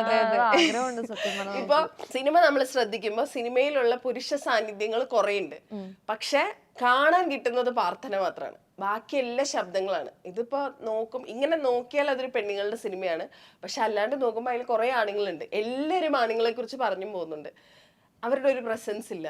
വയസ്സോ ഈ പാർലറിൽ കയറുമ്പോ തന്നെ നമ്മൾ പുരുഷന്മാർക്ക് പ്രവേശനം ഇല്ല എന്നുള്ളൊരു സൈൻ. അപ്പൊ ഞാൻ പോകുന്ന പാർലറിലുണ്ട് അത്. അപ്പൊ എനിക്ക് തോന്നി ഇതൊരു രസമുള്ള ഒരു സാധനമായിട്ട് ഉപയോഗിക്കാം സിനിമയില്, കാരണം അതിനകത്തേക്ക് കയറുന്ന കോഴി മാത്രമാണല്ലോ. അപ്പോൾ ബാക്കിയുള്ളവരെയൊക്കെ നമ്മൾ കാണണ്ട, സ്ക്രീനിലോ അല്ലെങ്കിൽ വാതിലിന്റെ ബാക്കിലെ ഷാഡോ ആയിട്ടൊക്കെ കണ്ടാൽ മതി, അതൊരു രസമായിരിക്കുമല്ലോ എന്നുള്ള രീതിയിലാണ് അത് ഉപയോഗിക്കുന്നത്. പിന്നെ അതിൻ്റെ ഒരു കോൺട്രാസ്റ്റും കൂടി കൊണ്ടുവരാനാണ്. ഇപ്പോൾ പുറത്തെ സീൻസ് നമ്മൾ നോക്കുമ്പോൾ നേർച്ച കൊടുക്കുന്ന സമയത്ത് സീൻസിൽ നിറയെ ഉണ്ട്, അപ്പൊ അങ്ങനെ അതിന്റെ ഒരു കോൺട്രാസ്റ്റ് കൂടി ആണുങ്ങൾ മാത്രമേ ഉള്ളൂ. അപ്പൊ അത് എനിക്ക് ആ സ്പേസിലേക്ക് കേറ്റണ്ട, അതൊരു അങ്ങനെ തന്നെ വെക്കാം എന്ന് തോന്നി. ഓക്കെ, ഇപ്പൊ ഇത് കാണുമ്പോൾ സ്ത്രീകൾക്ക്, അതായത് ഇപ്പൊ ഇതിൽ പല സിറ്റുവേഷൻസിലൂടെ ഞാൻ പോയിട്ടില്ലെങ്കിലും എനിക്ക് കണക്ട് ആവും. ഇപ്പൊ മേക്കാട് ചേച്ചി പറയുന്നതൊക്കെ നമുക്ക് മനസ്സിലാവും. നമ്മൾ അങ്ങനത്തെ ആളുകളെ നമ്മുടെ അമ്മയിലൂടെയോ അല്ലെങ്കിൽ അമ്മൂമ്മ പറഞ്ഞിട്ടോ അയൽവക്കക്കാരോ ഒക്കെ ആയിട്ട് നമുക്ക് കണക്ട് ആവും. എല്ലാ ആണുങ്ങൾക്കും കണക്ട് ആയിക്കൊള്ളുന്നില്ല. ഇത് കണ്ട പുരുഷന്മാരും ഉണ്ടല്ലോ, അവരിൽ നിന്ന് കിട്ടിയ കമന്റ് ഉണ്ടല്ലോ, that touched you so deep, അങ്ങനെ എന്തെങ്കിലും ഉണ്ടോ? ഓ ആബ്സല്യൂട്ട്ലി. പുരുഷന്മാർ ഒരുപാട് പേര് നല്ല കമന്റ്സ് പറഞ്ഞു, അവർക്ക് ഒരുപാട് റിലേറ്റ് ആയിട്ടുണ്ട്. എസ്പെഷ്യലി ഈ ഫ്രണ്ട്ഷിപ്പ് പാർട്ട് അവർക്ക് വളരെയധികം ഹിറ്റ് ചെയ്തിട്ടുണ്ട്. അതുപോലെ തന്നെ ഈ ഒരു സ്പേസ് കാണാൻ പറ്റാന്നുള്ള ഒരുപാട് പുരുഷന്മാർ പറഞ്ഞു. ആദ്യമായിട്ടാണ് ഞങ്ങൾക്ക് പാർലറിന്റെ അകവും എങ്ങനെയാ ത്രെഡ് ചെയ്യുന്നത്, എങ്ങനെയാ വാക്സ് ചെയ്യുന്നത്, ഇങ്ങനെയൊക്കെ പരിപാടികൾ നടക്കുന്നതെന്ന് ഞങ്ങൾക്ക് ആദ്യമായിട്ടാണ് ഒരു എക്സ്പീരിയൻസ് കിട്ടുന്നത്. പിന്നെ എനിക്ക് തോന്നുന്നു വളരെ ഇമ്പോർട്ടൻ്റ് ആയ ഒരു സാധനം, നമുക്ക് ഭയങ്കര രസമായിട്ടൊരു സ്ക്രീനിങ് കഴിഞ്ഞിട്ട് ഒരാൾ പറഞ്ഞത്, ഇന്ന് ഞാൻ വൈകുന്നേരം പോയിട്ട് എൻ്റെ ഭാര്യയുടെ കാലൊന്ന് മസാജ് ചെയ്ത് കൊടുക്കും. അതാണ് എനിക്ക് ഈ സിനിമയിൽ നിന്ന് പറയാണ്ട് ഒരു സാധനം ചെയ്തു കൊടുക്കുക, കണ്ടറിഞ്ഞ് ചെയ്യുക, ഇതൊക്കെ ചെയ്യാൻ ശ്രമിക്കും എന്നൊക്കെ ഇങ്ങനെ പറഞ്ഞു. അപ്പൊ അതാണ് ഏറ്റവും വലിയ വിൻ സത്യം പറഞ്ഞ. ഈ കുഞ്ഞു കുഞ്ഞു കാര്യങ്ങൾ ഡസ് മാറ്റേഴ്സ് അല്ലെ. ബ്യൂട്ടീഷ്യന്റെ കാര്യം പറയുമ്പോ ബ്യൂട്ടീഷ്യൻ ഞാൻ പഠിച്ചിട്ടില്ല, പക്ഷെ ഇതിനു വേണ്ടി പഠിച്ചല്ലോ. എന്തൊക്കെ പഠിച്ചു, ഇപ്പൊ എന്തൊക്കെ ചെയ്യാനുള്ള കോൺഫിഡൻസ് ഉണ്ട്? പിന്നീട് ഞാൻ പ്രാക്ടീസ് ചെയ്ത് നോക്കിയിട്ടില്ല. ത്രെഡിങ് ഇപ്പൊ അത്യാവശ്യം ചെയ്യും ഞാൻ ഇടയ്ക്കൊക്കെ. ഇപ്പം എന്റെ ഇതിന്റെ അപ്പർ ഫോർഹെഡ് ഞാൻ ഇടയ്ക്ക് എടുക്കാറുണ്ട്. പിന്നെ വാക്സിംഗ് ഒക്കെ എന്നാലും വേണ്ടി വന്നാൽ ചെയ്യും. ഞാൻ പ്രാക്ടീസ് ചെയ്തിട്ടില്ല അത് കഴിഞ്ഞതിന് ശേഷം. സിനിമ കഴിഞ്ഞതിന് ശേഷം ഞാൻ തൊട്ടിട്ടില്ല. പക്ഷെ പ്രാക്ടീസ് ചെയ്താൽ വേണമെങ്കിൽ മറ്റേ ആക്ടിംഗ് ഒന്നും വർക്ക്ഔട്ട് ആയില്ലെങ്കിൽ ഒരു മീനൂസ് ബ്യൂട്ടി പാർലർ ഞാൻ കുറെ പറയുന്നുണ്ട്. തൃപ്പൂണിത്തുറ ഒരു മീനൂസ് ബ്യൂട്ടി പാർലർ തുടങ്ങും. ശരിക്കില്ലേ മീനാക്ഷി എന്തൊക്കെ ചെയ്യും? അതായത് പാട്ട് പാടുവോ? പാട്ട് പാടും. യുവർ ആൻ ആക്ടർ, ഒരു തിയേറ്റർ ആർട്ടിസ്റ്റ് ആണ്. ഇപ്പൊ ആക്ടിംഗ് ഉണ്ട്, അതുപോലെ ഫോട്ടോ ഷൂട്ട്സ് ചെയ്യല്, ഈ ആഡ് ഡയറക്ടറായിട്ട് ഈ പണികളൊക്കെ ചെയ്തിട്ടുണ്ട്. ഈ എന്തും ചെയ്യാൻ സാബുവാണോ? പൈസ കിട്ടാൻ അത് ഞാൻ കുറച്ചുനാള് വർക്ക് ചെയ്തിരുന്നു ഒരു കമ്പനിയില്. ഒരു സേഫ് ബാങ്ക് ബാലൻസ് ഉണ്ടാക്കി കഴിഞ്ഞതിന് ശേഷമാണ് ഞാൻ. ആ സേഫ് ബാങ്ക് ബാലൻസ് എത്രയാ? What is that safe bank? ഇതേ ഡയലോഗ് ഞാൻ ഇതിനു മുമ്പ് കേട്ടു. അപ്പൊ എനിക്ക് അറിയണം തന്നെ, ഈ സേഫ് ബാങ്ക് ബാലൻസ് ഓരോരുത്തർക്കും ഓരോന്നായിരിക്കുമല്ലോ. അപ്പൊ വാട്ട് ഇസ് യുവർ? അതൊരു 2.5 ലക്ഷം രൂപയായിരുന്നു. അത് കഴിഞ്ഞിട്ട് ഞാൻ പിന്നെ കുറച്ചുനാള് ഇങ്ങനത്തെ പരിപാടികളൊക്കെ ചെയ്തു. എന്ന് പറഞ്ഞാൽ ബ്രാൻഡുകൾക്ക് എടുത്തു കൊടുക്കുക, പ്രാണയ്ക്കൊക്കെ ചെയ്തിട്ടുണ്ട്. പ്രാണയ്ക്ക് ചെയ്തു കൊടുക്കുക. പിന്നെ വീടിന്റെ അടുത്തൊരു ജ്വല്ലറി ഉണ്ടായിരുന്നു, നമ്മുടെ തൃപ്പൂണിത്തുറ ഉള്ള ഒരു ജ്വല്ലറി ഉണ്ട്, അവനൂർ ഫാഷൻ ജ്വല്ലറി. അവർക്ക് ഇടയ്ക്ക് ആഡ് എടുത്തു കൊടുക്കുക. പിന്നെ എന്തൊക്കെയോ പണി, അങ്ങനെ ആങ്കറിങ് ഒക്കെ ചെയ്തിട്ടുണ്ട്. അപ്പൊ അതിന്ന് കുറച്ച് ഡബിങ്ങും ചെയ്തിട്ടുണ്ട് കുറച്ച്. മറ്റേ ആനന്ദം എന്ന് പറഞ്ഞ സിനിമയില് ഞാൻ ഡബ് ചെയ്തിട്ടുണ്ട്. മറ്റേ Akshay I love you Akshay, അതൊക്കെ ഞാനായിരുന്നു. അപ്പൊ അങ്ങനെ അത് കോളേജിൽ പഠിക്കുമ്പോഴേ ഞാൻ പൈസ ഉണ്ടാക്കുന്നു. പിള്ളേർക്ക് ട്യൂഷൻ എടുക്കുമായിരുന്നു. പിന്നെ എന്താ ഒരു സ്റ്റാർട്ടപ്പിന് വേണ്ടി വർക്ക് ചെയ്ത് തുടങ്ങി ഒരു 3rd ഇയർ പഠിക്കുമ്പോ. അപ്പൊ ഞാൻ കാരണം നമുക്ക് എപ്പോഴും ആർട്ടിസ്റ്റ് ആവുന്ന സമയത്ത് പൈസ ഒരു പ്രശ്നമായിരിക്കും. അപ്പം ഞാൻ അതെന്നെ ലിമിറ്റ് ചെയ്തിരുന്നുണ്ടായിരുന്നു. അപ്പം ഇപ്പൊ എനിക്ക് എങ്ങനെയാലും ഞാൻ പൈസ ഉണ്ടാക്കും എന്നുള്ള കോൺഫിഡൻസ് ഉണ്ട്. അപ്പം that really help me to follow my passion. ഇപ്പോഴത്തെ അവസ്ഥ എന്താ? അതായത് ഇപ്പോ ആഫ്റ്റർ വിക്ടോറിയ ഇപ്പൊ വരുന്ന ഇപ്പോഴും സിനിമകൾ വരുന്നുണ്ട്, ഈ ഷൂട്ടിംഗ് അല്ലേ? അങ്ങനെ വരുമ്പോ ഈ പറഞ്ഞതുപോലെ ചോദിച്ച് കാശ് മേടിക്കാനുള്ള ഒരു അവസ്ഥയായോ? ട്രേഡിംഗ്, ഷെയർ മാർക്കറ്റ് ട്രേഡിംഗ് ഒക്കെ ചെയ്യും. അപ്പം അങ്ങനെ ദി അതർ സൈഡ് വലിയ പരിപാടികളാണ്. അത് നമ്മൾ സർവൈവ് ചെയ്യാൻ വേണ്ടിയിട്ടാ ചെയ്യുന്നത്. അത് കഴിഞ്ഞിട്ട് ഞാൻ പിന്നെ വേറൊന്നും ഷൂട്ട് ചെയ്തിട്ടില്ല. സോണി ലിവിന്റെ പ്രോജക്റ്റ് കഴിഞ്ഞതിന് ശേഷം ഒന്നും ഷൂട്ട് ചെയ്തിട്ടില്ല. അതിന്റെ പൈസ തീരാറാകുമ്പോ ഞാൻ വീണ്ടും മറ്റേ അയ്യോ പൈസ ഒരു പ്രണവ് മോഹൻലാൽ ലൈനാണോ?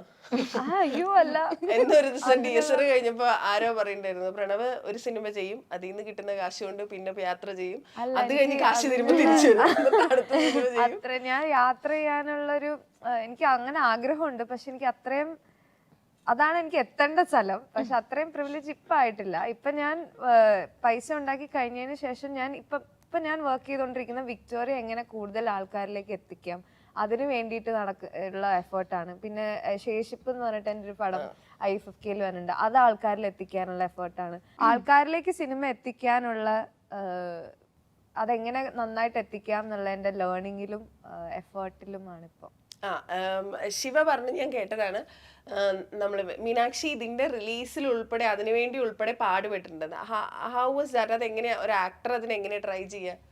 അത് ആക്ച്വലി എനിക്കൊരു ആക്ടറാണ് മീനാക്ഷി, ഞാൻ ഇടയ്ക്ക് മറന്നുപോയായിരുന്നു. കാരണം ഇതിന്റെ PR പരിപാടികൾ, ഇതിന്റെ മാർക്കറ്റിംഗ് പരിപാടികൾ, എനിക്കൊരു മീനാക്ഷി വിളിക്കാത്ത, ഫോൺ ചെയ്യാത്ത ഒരാൾ ഇപ്പം മലയാള ഇൻഡസ്ട്രിയിൽ ഉണ്ടോ എന്ന് എനിക്ക് സംശയമുണ്ട്. എല്ലാവരും റൈറ്റേഴ്സ്, ഡയറക്ടേഴ്സ്, ആക്ടേഴ്സ്, ടെക്നീഷ്യൻസ് എല്ലാവരെയും ഫോൺ ചെയ്ത് ചേട്ടാ നമ്മുടെ ഇങ്ങനെ ഒരു പടമുണ്ട്, പറ്റിയാ കാണണം. ഇങ്ങനെ ഞാൻ വെച്ചാൽ ഞാൻ ഒരാളെയും വിളിച്ചിട്ടില്ല സത്യം പറഞ്ഞാൽ. എനിക്ക് വിളിക്കേണ്ടി വന്നിട്ടില്ല. അത്രയും മീനാക്ഷി ഈ സിനിമ ആൾക്കാരിലേക്ക് എത്തിക്കാനായിട്ട് എഫേർട്ട് ഇട്ടിട്ടുണ്ട്.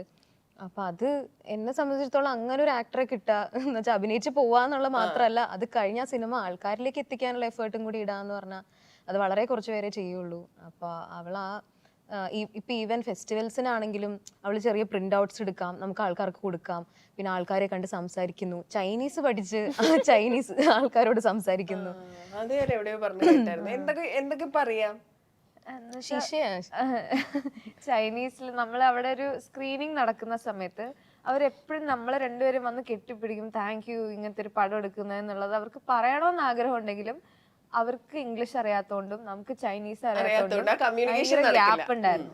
അപ്പൊ ഞാൻ വിചാരിച്ചു അയ്യോ ഇവരുടെ അടുത്ത് എങ്ങനെങ്കിലും ഒരു നന്ദി പറയണമല്ലോ എന്ന് വിചാരിച്ചിട്ട് ഞാൻ താങ്ക് യു പറയാനും വിക്ടോറിയ എന്ന സിനിമയെ സപ്പോർട്ട് ചെയ്തതിന് താങ്ക് യു എന്ന് പറയാനുമുള്ള ചൈനീസ് പഠിച്ചു. CSA ഷാങ്ഹായ്, CSA നിമന്ത്വേ, വിക്ടോറിയ ദ ജുച്ച് എന്ന് വെച്ചാൽ thank you Shanghai, thank you for supporting. ഇത്രയും ഞാൻ പഠിച്ചു വെച്ചു അടുത്ത സ്ക്രീനിങ്ങിൽ പറയാലോ എന്ന് വിചാരിച്ചിട്ട്. പക്ഷെ ആ സ്ക്രീനിങ്ങിന് ഞങ്ങൾക്ക് പോവാൻ പറ്റിയില്ല. പകരം ഞാൻ മറ്റേ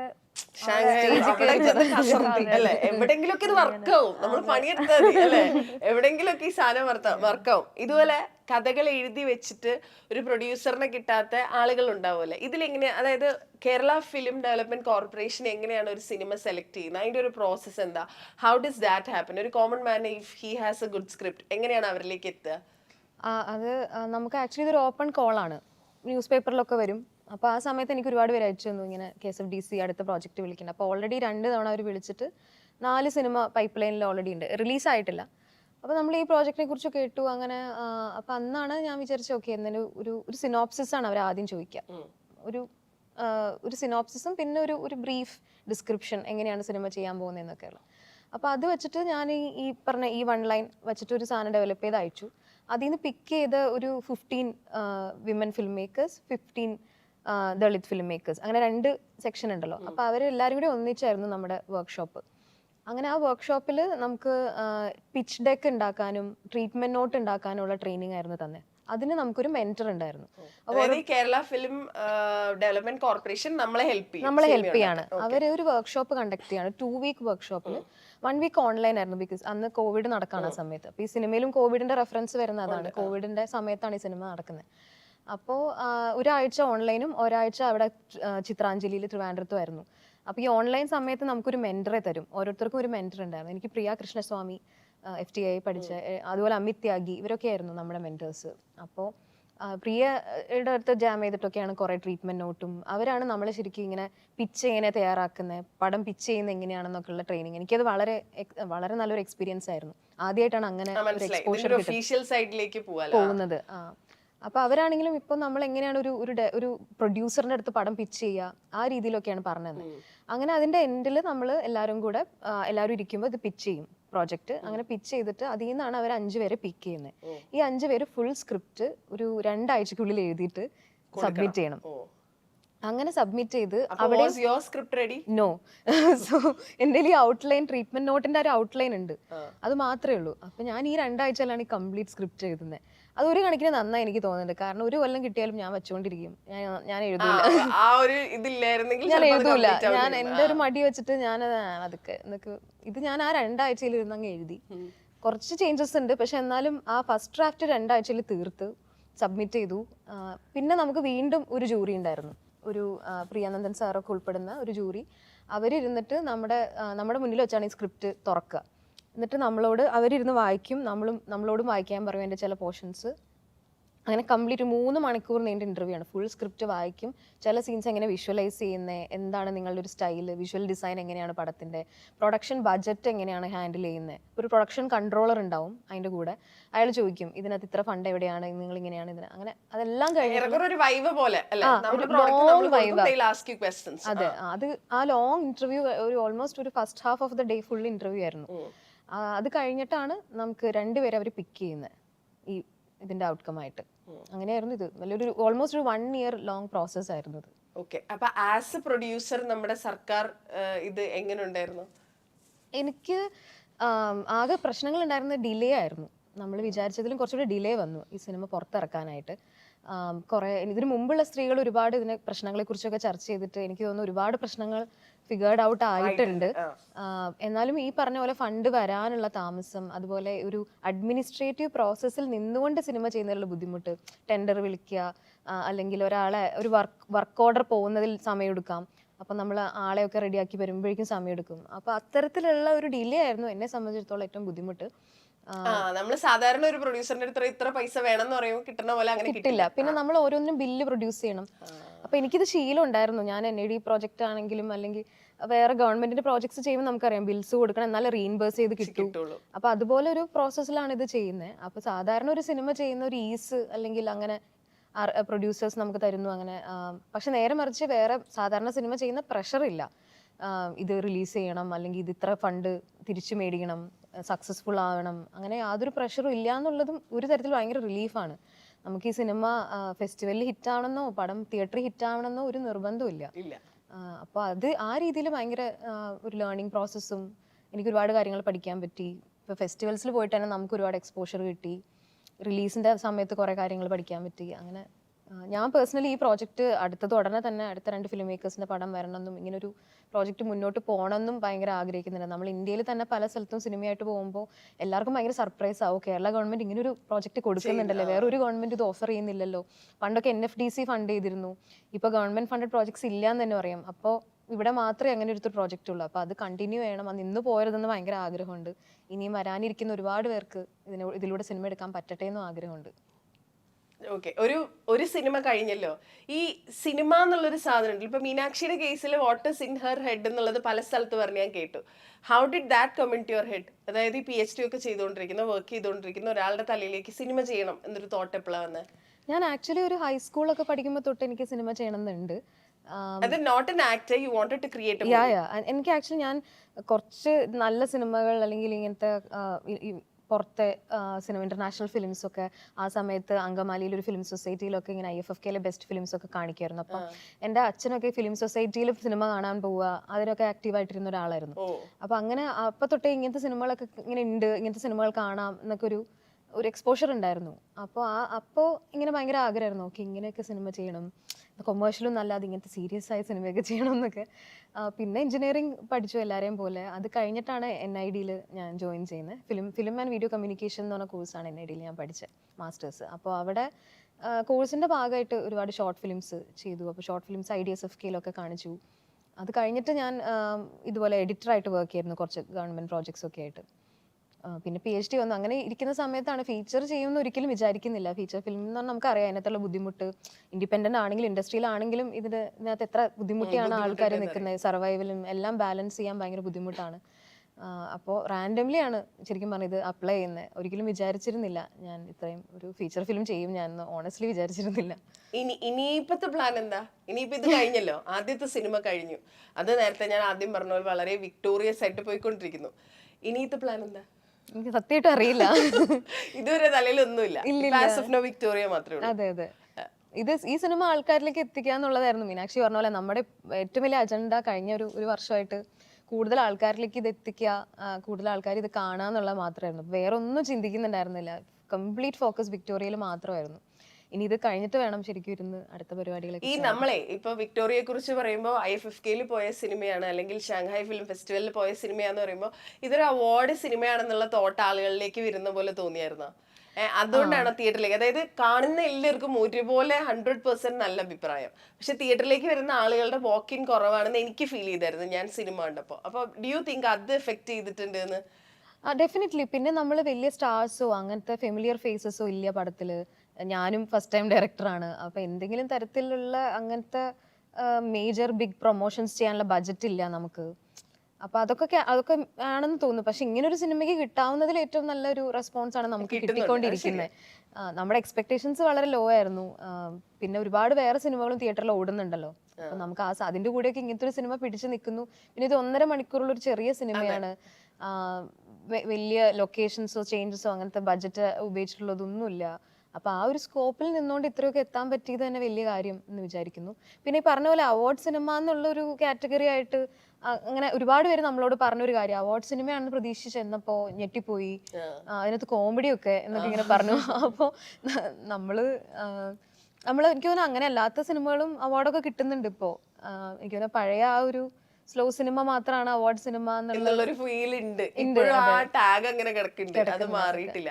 ഇപ്പൊ ഇതിൽ ക്യാരക്ടേഴ്സ് കാണുമ്പോ നമ്മൾ എവിടേക്കോ കണ്ടിട്ടുള്ള ആൾക്കാരാണ്. ഇവര് കിഡിലൻ ആർട്ടിസ്റ്റുകളാണെന്ന് നമുക്കറിയാം, പക്ഷെ ചിലപ്പോൾ നമ്മൾ പേര് പോലും ഓർക്കാത്ത ആളുകളാണ്. ഇവരെയൊക്കെ എങ്ങനെ പിക്ക് ചെയ്ത്? കാരണം ബ്യൂട്ടിഫുൾ ക്യാരക്ടേഴ്സ് ആണ്, എല്ലാവരും നല്ല ഭംഗിയായിട്ട് ചെയ്തിട്ടുണ്ട്. ചെറിയ ചെറിയ ആളുകൾ മുതൽ എല്ലാവരും നല്ല രസമായിട്ട് ചെയ്തിട്ടുണ്ട്. എങ്ങനെ ഇവര് പിക്ക് ചെയ്ത്? ഓഡിഷൻ ആണ്, എല്ലാവരും ഓഡിഷനിലൂടെ വന്നാണ്. ജോളി ചേച്ചി ഒഴിച്ച് പിന്നെ ശ്രീഷ്മയും എല്ലാരും ഓഡിഷനിലാണ് വന്നത്. ശ്രീഷ്മേനെ ഓഡിഷൻ ചെയ്തിരുന്നു. ശ്രീഷ്മ അന്ന് ഇതുപോലെ ബിഗ് അല്ല, ഒന്നും കിട്ടിയിട്ടില്ല. നമ്മള് 2023 ഓഡിഷൻ ചെയ്യുമ്പോൾ ശ്രീഷ്മ മുമ്പിലെ ഒരുമയെന്നൊരു സിനിമ ഞാൻ ചെയ്തിട്ടുണ്ട് എന്നും പറയുന്നു, അത്രേ ഉള്ളൂ. മീനാക്ഷിയും അങ്ങനെ അപ്പൊ ഒരു പടം ചെയ്തിരുന്നു ഇതുപോലെ, ശേഷിപ്പ് പിന്നെ പലമ എന്ന് പറഞ്ഞ സിനിമ ആശാച്ചിയുടെ സിനിമ ചെയ്തിരുന്നു. അപ്പൊ ഇതൊക്കെ നമുക്ക് കാണാൻ പറ്റില്ല, പക്ഷെ ഈ പടങ്ങളൊക്കെ ചെയ്തിട്ടുണ്ട്. പക്ഷെ അത് പോസ്റ്റ് പ്രൊഡക്ഷനിലാണ്, നമുക്ക് കാണാൻ പറ്റില്ല അവരുടെ വർക്ക്. നമുക്ക് ഇവരെ ജഡ്ജ് ചെയ്യാൻ ആകെ ഓഡിഷനേ ഉള്ളൂ ഓപ്ഷൻ. അപ്പൊ ഓഡിഷൻ നമ്മൾ വിളിച്ചത് ഈ ചാലക്കുടി മുതൽ ആലുവ വരെയുള്ള ആ ഒരു ഭാഷ കിട്ടാനുള്ള അങ്ങനെ പറ്റുന്ന ആളുകളെയായിരുന്നു. പക്ഷെ മീനാക്ഷി വന്ന് നമ്മളെയൊക്കെ പഠിച്ച് ഇംപ്രസ് ഒക്കെ ചെയ്തു. മീനാക്ഷി ഒരു സ്റ്റെപ്പ് മുന്നേ. അതെ അതെ, നമ്മള് കാരണവര് ലോടുന്ന പട്ടിക്ക് മീനാക്ഷി ആദ്യം സെറ്റ് ആക്കി ഭാഷയുടെ പേര് പറഞ്ഞു പിന്നെ ഒരാള് മാറ്റിയെടുത്തു. ഓഡീഷന് പോണതിന് മുമ്പേ ഭാഷ അത് ഡയറക്ടറെ കണ്ടിട്ട് ഞാൻ കിട്ടൂന്ന് പ്രതീക്ഷിച്ച് പോയതല്ല, ഒരു രസത്തിന് ചെയ്തതാ. അത് ഭയങ്കര ഇംപ്രസീവ് ആയിരുന്നു, അത്ര എഫേർട്ട് ഒരാൾ ഇട്ടത്. അതെ അതെ അതെ. ബാക്കി എല്ലാവരും ഓഡീഷനിൽ വന്ന ആക്ടേഴ്സ് ആണ്. ദർശന ചേച്ചി ആക്ച്വലി എന്റെ ഷോർട്ട് ഫിലിമിൽ അഭിനയിച്ചിട്ടുണ്ട്. അപ്പൊ ഞാൻ പറഞ്ഞു ഇതിന് ഒരു ഓഡിഷൻ ചെയ്യാം. സ്റ്റീജനെ നമുക്ക് പാർലർ ഓണർ ജീന, പിന്നെ സ്റ്റീജ ചെയ്ത ദീപനെ നമുക്ക് ഓഡിഷനിൽ കിട്ടിയതാണ്. ബിഗ് വിന്നാണ്. അവള് സ്വിറ്റ്സർലൻഡ് സെറ്റിൽഡ് ആണ്. അവൾ റാൻഡംലി നാട്ടിൽ വന്നപ്പോ ഒരു ഓഡിഷൻ കൊടുത്ത് അങ്ങനെ കിട്ടിയതാണ് നമുക്ക്. ഇപ്പൊ തിരിച്ചു പോവുകയും ചെയ്തു ആള്. അപ്പൊ അവള് വന്ന ആ ഒരു വർഷം നമുക്ക് കിട്ടിയതാണ്. Like it's just plain luck സ്റ്റീജനെ കിട്ടുന്നത്. സ്റ്റീജ ആദ്യമായിട്ടാണ് അഭിനയിക്കുന്നത്. സ്റ്റീജയ്ക്ക് ഒരു ബാക്ക്ഗ്രൗണ്ടും ഇല്ല, സിനിമയായിട്ട് ഒരു ബന്ധം, നല്ല പരിചയം. അതെ, ഫസ്റ്റ് ഓഡിഷനിൽ നമ്മൾ ഫ്ലാറ്റ് ആയി. സ്റ്റീജയുടെ വർത്താനവും കഥ പറച്ചിലും എല്ലാരും ഭയങ്കര സ്റ്റീജ ഫാൻസ് ആവും. അതെ അതെ അതെ. അത് പുള്ളിക്കാരിയുടെ ഒരു ഫ്ലോക്ക് ഉണ്ടല്ലോ, പുള്ളിക്കാരി കഥയൊക്കെ അങ്ങ് പറയാൻ തുടങ്ങി അവസാനാണ് പുള്ളിക്കാരിയാണ് അതിന്റെ അകത്തൊരു കോമഡി എലമെന്റ് അതുണ്ടല്ലോ. റിയൽ ലൈഫിൽ അങ്ങനെയൊന്നും അല്ല സ്റ്റീജ, കുറച്ചുകൂടെ കാം, വളരെ സൊഫിസ്റ്റിക്കേറ്റഡ്, വളരെ കാം, അങ്ങനെ അധികം സംസാരിക്കില്ല, അങ്ങനത്തെ ഒരാളാണ്. നമ്മള് സിനിമയെ കാണുന്ന. She's born and raised in Switzerland. പുറത്ത് വളർന്ന ആളാണ്. പക്ഷെ കൊടുങ്ങല്ലൂർ ഭാഷ സംസാരിക്കുക, അവിടുത്തെ ആൾക്കാരെക്കാൾ നന്നായിട്ട് സംസാരിക്കുന്നുണ്ട്. നമ്മുടെ വീടിന്റെ അവിടെയൊക്കെ കാണുന്ന ചില ചേച്ചിമാരില്ലേ ക്രിസ്ത്യൻ ഫാമിലിയിലെ ചില കറക്റ്റ് അതായിരുന്നു. ഞാൻ ശരിക്കും വിചാരിച്ച ഏതോ അങ്കമാലിയിലെ ഏതോ വീട്ടിലുള്ള ഒരു പുള്ളിക്കാരി. ശരിക്കും ഞാൻ അങ്ങനെ വിചാരിച്ചത് നമുക്ക് കണ്ട് ഭയങ്കര പരിചയമുള്ള, പ്രത്യേകിച്ച് ഈ പാർലറിലൊക്കെ പോകുമ്പോ കണ്ട് പരിചയം കിട്ടുന്നു. അയ്യോ അപ്പൊ ഷീസ് വണ്ടർഫുൾ ആക്ടർ, ഒന്നും പറയാനില്ല.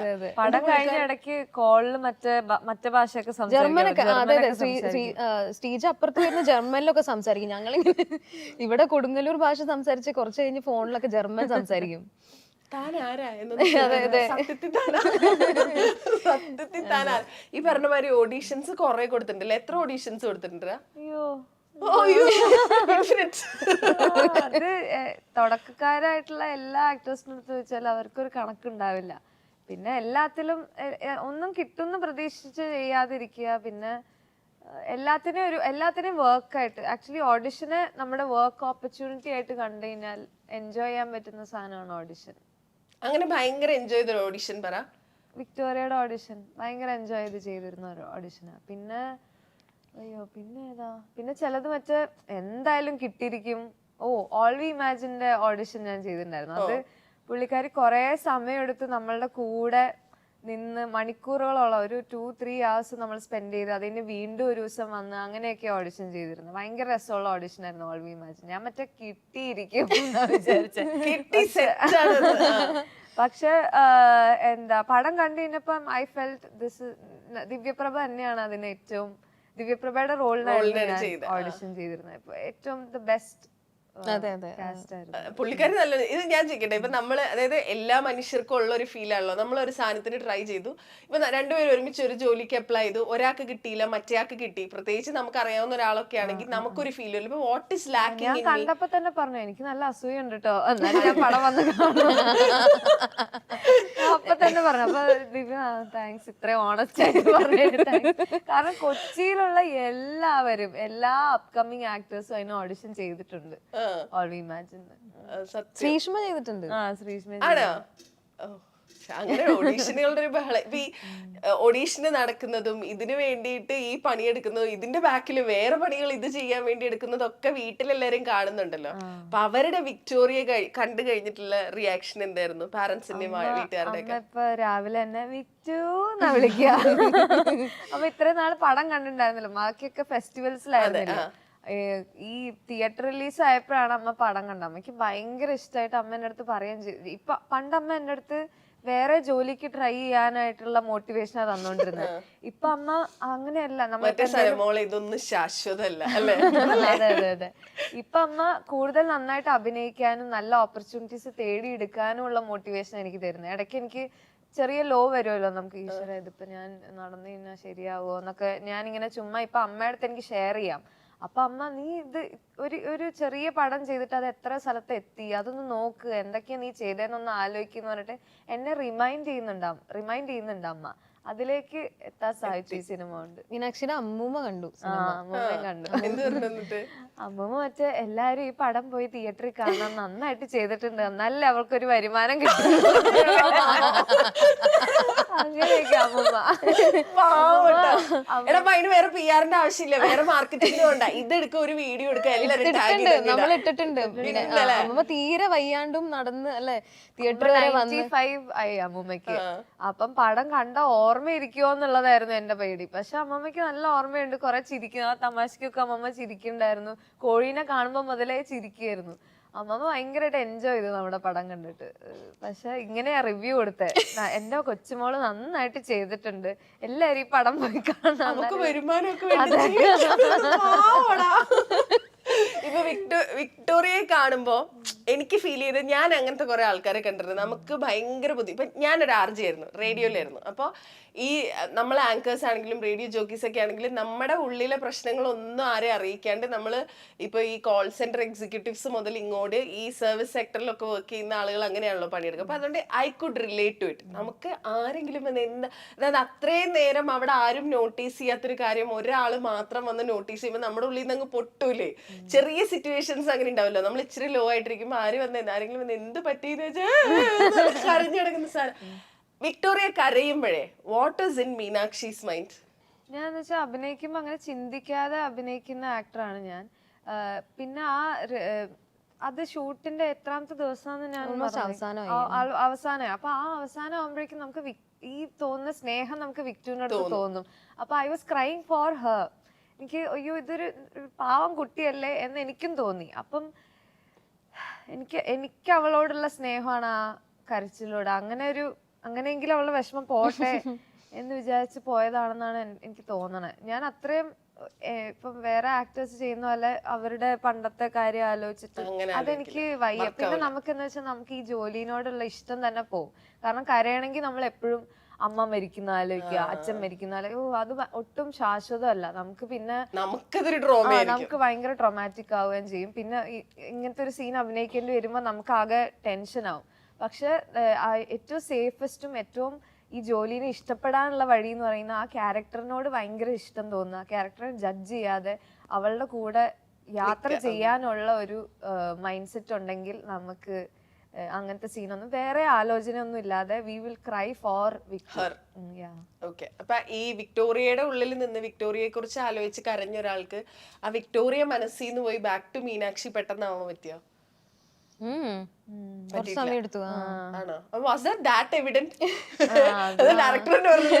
നമ്മൾ അത് കഴിഞ്ഞിട്ടും സംസാരിക്കുമല്ലോ. എന്റെ ഭാഷ കൊറേ അങ്കമാലി തന്നെയായിരുന്നു കൊറേ കാലം. പിന്നെ അതുപോലെ ഞാൻ കൊറേ കൂടെ അയ്യോ അത് ഏതൊക്കെയോ പിന്നെ ഞാൻ ഡബിങ് ഒക്കെ ചെയ്തപ്പോ അവര് പറഞ്ഞു തൃശ്ശൂർ സൈഡാണോ വീട് എന്നൊക്കെ ചോദിച്ചു. അപ്പൊ ഞാൻ പറഞ്ഞു അല്ല അത് ഞാൻ ബ്രേക്ക് ചെയ്തോണ്ടിരിക്കുകയാണ്. നമ്മളിങ്ങനെ വലിയ ആക്ടേഴ്സ് ഒക്കെ സിനിമയിൽ നിന്ന് ഇറങ്ങിയിട്ടും കഥാപാത്രം ഒപ്പം കൊണ്ടുവരുന്നൊക്കെ നമ്മളിങ്ങനെ അയ്യോ പക്ഷെ ഇങ്ങനത്തെ ഇത്രയും ഡീപ്പായിട്ടുള്ള ക്യാരക്ടേഴ്സ് ചെയ്യുമ്പോ അത് നമ്മളെ കുറച്ചെങ്കിലും ബാധിക്കും. പിന്നെ എന്റെ ആങ്സൈറ്റി ഒക്കെ കുറച്ചുകൂടെ കൂടി. വിക്ടോറിയ ഭയങ്കര ആങ്ഷ്യസ് ആയിട്ടുള്ള ആളാണ്. ഞാൻ കുറേം കൂടെ പീപ്പിൾ പ്ലീസിങ് ആയി. അത് കഴിഞ്ഞതിന് ശേഷം ഞാൻ കുറേം കൂടെ എന്താ പറയാ ബാക്കിയുള്ള ആൾക്കാരെ കൂടുതൽ പ്രയോറിറ്റൈസ് ചെയ്യാനൊക്കെ തുടങ്ങി. അത് അത്ര നന്നായിട്ടല്ല പോയ. ഷൂട്ട് കഴിഞ്ഞിട്ടുള്ള എന്റെ ഒരു 2-3 മാസം കുറച്ച് ബുദ്ധിമുട്ടായിരുന്നു. Victoria phase was difficult. It was very difficult. മീനാക്ഷി ആണെങ്കിലോ ഞാൻ ഇത്രയും വിക്ടുവിന്റെ അത്രയും പീപ്പിൾ പ്ലീസിങ് എനിക്കില്ല. വിക്ടുവിന്റെ അത്രയും ബാക്കിയുള്ളവരെ മുന്നിൽ കണ്ട് എന്റെ കാര്യം അവസാനം അങ്ങനെ ഞാൻ ചെയ്യില്ല. ഞാൻ കുറച്ച് സെൽഫിഷ് തന്നെയാണ്. കുറേം കൂടെ എക്സെൻട്രിക്കും കുറേം കൂടെ എക്സ്പ്രസീവും ആണ് ഞാൻ ബാത്റൂം വരെ എത്തില്ല എന്റെ കരച്ചില്. അതിന് മുമ്പേ ഞാൻ കരയും. അപ്പം എനിക്ക് അത്രയും പിടിച്ചു വെക്കാനൊന്നും പറ്റില്ല. പക്ഷെ വിക്ടു ആയതിനു ശേഷം കുറച്ച് പാടായിരുന്നു. എനിക്കത് ഓർമ്മയില്ല. പിന്നെ ഞാൻ തെറപ്പിയൊക്കെ എടുക്കണ്ട് കൃത്യമായിട്ട്. അപ്പൊ അതുകൊണ്ട് തന്നെ അത് വിക്ടോറിയ ചെയ്തതിന് ശേഷമാണോ? അല്ല അതിന് മുമ്പും ഞാൻ തെറപ്പി എടുക്കുമായിരുന്നു. പക്ഷെ ഇത് കുറച്ചുകൂടെ കൺസിസ്റ്റന്റ് ആക്കി. ഞാൻ ഇടയ്ക്ക് മറ്റേ വിഷമം വരുമ്പോ മാത്രം തെറപ്പി എടുക്കാൻ മൂടായിരുന്നു. ഇപ്പൊ ഞാൻ കൺസിസ്റ്റന്റ്ലി ചെയ്യുന്നുണ്ട്. അതുകൊണ്ട് കുറെ ഉപകാരം ഉണ്ടായിട്ടുണ്ട്. ഇപ്പൊ വിക്ടോറിയ എന്തുകൊണ്ട് ഒരു തീരുമാനം എടുക്കുന്നു എന്നുള്ളത് ആക്ച്വലി നമുക്ക് വിട്ടുതന്നേക്കാം. വിക്ടോറിയയുടെ റിയലൈസേഷൻ അത് വാസ് ദാറ്റ് ഇന്റൻഷണൽ? അത് നിങ്ങൾ തീരുമാനിച്ചോ എന്നുള്ളത്? അത് അതിലൊരു റിസ്ക് ഉണ്ടല്ലോ. കാരണം നോട്ട് എവറിബഡി അണ്ടർസ്റ്റാൻഡ്സ് ഇറ്റ്. അത് സ്പൂൺ ഫെഡ് ചെയ്യല്ല ചെയ്യുന്നത്. അതിലൊരു റിസ്ക് ഉണ്ടല്ലോ. ഇല്ലേ? തോന്നിയില്ലേ അത്? ഇല്ല, അന്ന് ആ സമയത്ത് ചെയ്യുമ്പോൾ ഭയങ്കര കോൺഫിഡൻസിൽ എഴുതി അങ്ങനെ ആലോചിച്ചില്ല. പിന്നെ എനിക്ക് തോന്നുന്ന ആൾക്കാർ like we have A very intelligent audience. അവർക്കത് ഒരാൾ പോലും അതൊരു പ്രശ്നമായി പറഞ്ഞില്ല. സംശയങ്ങളൊന്നും ഉണ്ട് ആ ഭാഗത്തെ കുറിച്ച് ഉണ്ടായിരുന്നില്ല. വേറെ ചില സാധനങ്ങളൊക്കെ ഉണ്ടായിരുന്നു. പക്ഷെ ആ ഒരു പർട്ടിക്കുലർ ഓപ്പൺ എൻഡഡ്നെസ്സിനെ കുറിച്ച് ആരും കൺസേൺഡേ ആയിരുന്നില്ല. എങ്ങോട്ട് പോയി, കോഴി എന്ത് ചെയ്തു, അങ്ങനെ ഒന്നും ആരോ പറഞ്ഞല്ലോ. ആരായിരുന്നു അത്? എല്ലാരും പടം കഴിഞ്ഞതിന് ശേഷം അവരൊരു സ്ക്രിപ്റ്റ് റൈറ്റർ ആയിന്നൊക്കെ. ശരിയാ, നമ്മൾ ആലോചിക്കും നമ്മളൊരു സ്ക്രിപ്റ്റ് റൈറ്റർ ആവുന്നു എന്നൊക്കെ നമ്മൾ ആലോചിക്കും. What exactly happen. പിന്നെ അപ്പൊ കോഴി എങ്ങോട്ട് പോയിട്ടുണ്ടാവും? വിക്ടോറിയ കോഴിനെ കൊണ്ട് വീട്ടിൽ പോയിട്ടുണ്ടാവോ? പിന്നെ എന്നോട് ഒരാൾ പറഞ്ഞു വിക്ടോറിയ വേറെ പാർലർ തുടങ്ങിയില്ലേ ഇപ്പൊ എന്നൊക്കെ. ഞാൻ പറഞ്ഞാ തുടങ്ങി സ്വന്തമായിട്ട് തുടങ്ങിയിട്ടുണ്ട്. പിന്നെ ചിലര് ശരിക്കും ചോദിച്ചു പ്രജീഷ് വീണ്ടും വിളിച്ച അവള് പോവോ? അതെ അതെ അതെ. എന്താ പോവോ? ചിലപ്പോ മനുഷ്യനല്ലേ, ചിലപ്പോ എനിക്ക് നമ്മള് ഇതിനു മുമ്പ് സംസാരിച്ചില്ല അതിനെ പറ്റി. അതാണ് എനിക്ക് കുട്ടിയോട് പറയാനുള്ളത്. അതൊരു ട്രാപ്പാണ്. അല്ല പ്രജീഷിനെ പോലത്തെ ചെറുക്കന്മാര് വീണ്ടും ചിലപ്പോ സോറി അതെനിക്ക് ആ സമയത്ത്. പിന്നെ നമ്മുടെ ഫാമിലി അവിടെ ഇമ്പോർട്ടന്റ് ആവുന്നു. നമ്മുടെ വീട്ടുകാരും അതിനേക്കാളും ടോക്സിക് ആണെങ്കിൽ നമുക്ക് ചിലപ്പോ ആ പാറ്റേണിലേക്ക് വീണ്ടും തിരിച്ചു പോകാനുള്ള ടെൻഡൻസി ഉണ്ട്. അല്ലെങ്കിൽ നമുക്ക് എവിടെയെങ്കിലും ഒരു ഇത് വേണ്ടേ. അതുകൊണ്ടാണ് നമ്മൾ ഈ വീടൊരു സേഫ് സ്പേസ് ആവണം കുട്ടികൾക്ക് എന്നൊക്കെ പറയുന്നതിന്റെ മെയിൻ കാര്യം ഇതാണല്ലോ. കാരണം വീട്ടിൽ സപ്പോർട്ട് കിട്ടാത്തതുകൊണ്ട് അവർ ഇത് അതിനേക്കാൾ ടോക്സിക് ആയ അല്ലെങ്കിൽ അങ്ങനത്തെ ആളുകളിലേക്ക് പോവുക, വീണ്ടും ട്രാപ്പിലേക്കാണ് പോകുന്നത്. ടു ബി ആൻ ആക്ടർ, കുത്ത് ഫില്ലിംഗ് ദ ബ്ലാങ്ക്സ്.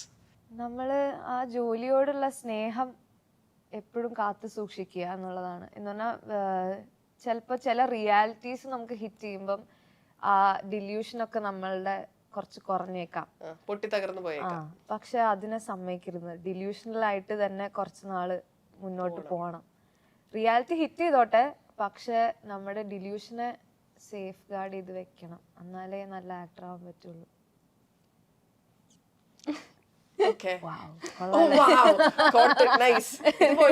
എന്നോട് തന്നെ ഞാൻ പറഞ്ഞതാ.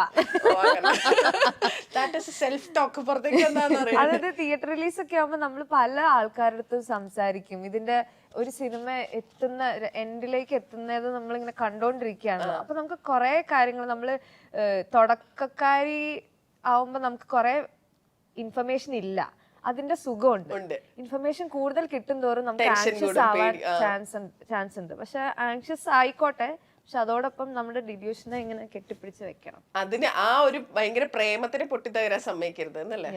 To be a director, to be a listener. Director ആവാന്ന് പറഞ്ഞാൽ നല്ലൊരു ലിസണർ ആവുക, നല്ലൊരു ഒബ്സർവർ ആവുക, ലോകത്തിനെയും ആൾക്കാരെയും ജീവിതത്തിലെ എല്ലാത്തിനെയും കണ്ണും കാതും ഒക്കെ തുറന്ന് കേൾക്കുക, കാണുക. അതാണ് ഈ നമ്മളിപ്പോ ഒരു ഡയറക്ടർ ആവണം എന്ന് പറഞ്ഞ സിനിമയ്ക്ക് വേണ്ടി ഇറങ്ങുമ്പോൾ ഇതിന്റെ മുന്നിൽ കുറെ റിസ്കുകൾ ഉണ്ടല്ലോ, കുറെ തടസ്സങ്ങൾ ഉണ്ടല്ലോ. അങ്ങനെ തടസ്സം വന്നേ നമ്മൾ പൊട്ടിത്തകർന്നിരുന്നു പുല്ല് പോകണ്ടായിരുന്നു എന്ന് തോന്നുവാണെങ്കിൽ, അങ്ങനെ തോന്നുന്ന മൊമെന്റിൽ ഒരു മോട്ടിവേഷന് വേണ്ടി പോയിരുന്ന് കാണുന്നൊരു സിനിമ ഏതാ? എനിക്ക് ആക്ച്വലി അങ്ങനെ ഒരു സിറ്റുവേഷൻ വന്നിട്ടില്ല. ഞാൻ അങ്ങനെ പോയിട്ടെന്നില്ല. അല്ല, ഞാൻ പോവാത്തോണ്ടാണ്. ഞാൻ അങ്ങനെ ഒരു ഡയറക്ടർ ആവണമെന്ന് വെച്ചാൽ എല്ലാം ഉപേക്ഷിച്ച് അതിന് വേണ്ടിയിട്ട് പോയിട്ടില്ല സത്യത്തിൽ. അതെനിക്ക് തോന്നുന്നു അതിനുള്ളൊരു പ്രിവിലേജ് എനിക്ക് ഉണ്ടായിട്ടില്ല ഒരിക്കലും. അല്ലെങ്കിൽ ഞാൻ തന്നെ ഒരിക്കലും അങ്ങനെ എന്നെ അത്രയും പാഷനേറ്റ് ആയിട്ട് പുഷ് ചെയ്തിട്ടില്ല. ഞാൻ എപ്പോഴും ഒക്കെ എനിക്കൊരു ജോലി വേണം, എനിക്ക് ഫിനാൻഷ്യലി സ്റ്റേബിൾ ആവണം, അതിനുവേണ്ടി എന്തൊക്കെ ചെയ്യണം, ഇത് സൈഡിൽ കൂടെ ആലോചിച്ചിട്ടുണ്ട്. അങ്ങനെയാണ് പോയിട്ടില്ല. പക്ഷെ പോയാലേ കാര്യമുള്ളൂ എന്ന് എനിക്ക് തോന്നുന്നുണ്ട്. അങ്ങനെ പോയവരാണ് എവിടെയെങ്കിലും ഒക്കെ അത്രയും എത്തിയിട്ടുള്ളൂ. അപ്പോൾ എനിക്ക് അങ്ങനെയുള്ളവരോട് ഭയങ്കരമായിട്ടുള്ള എന്താ പറയാ ജലസിയും ഭയങ്കരമായിട്ട് ആഗ്രഹമുണ്ട് അങ്ങനെ. പക്ഷെ എത്രത്തോളം അത് പറ്റും എന്നുള്ളതാണ്. അവിടെ നമ്മുടെ ജെൻഡറും പ്രശ്നങ്ങളൊക്കെ വരുന്നുണ്ട്. ഒരു സ്ത്രീ എന്ന രീതിയിൽ എനിക്ക് എത്രത്തോളം അങ്ങനെ എല്ലാം വിട്ടിട്ട് പോകാൻ പറ്റും. അവിടെയൊക്കെയാണ് ഈ പറയുന്ന why would women need grants to make films എന്നൊക്കെ ചോദിക്കുന്നവരോട് പറയാനുള്ളത്. വി നീഡ് കുറച്ചും കൂടെ അല്ലേ, കുറച്ചും കൂടെ സാധനങ്ങൾ. വേറെ എന്തെങ്കിലും നമ്മളിപ്പോ പറഞ്ഞത് കൂടാണ്ട് അഡീഷണലി പറയാനുണ്ടോ? ഇല്ലല്ലോ, നമ്മളൊരു ഇതെല്ലാം പറഞ്ഞോ. പറഞ്ഞു. Thank you so much and all the best. Thank you.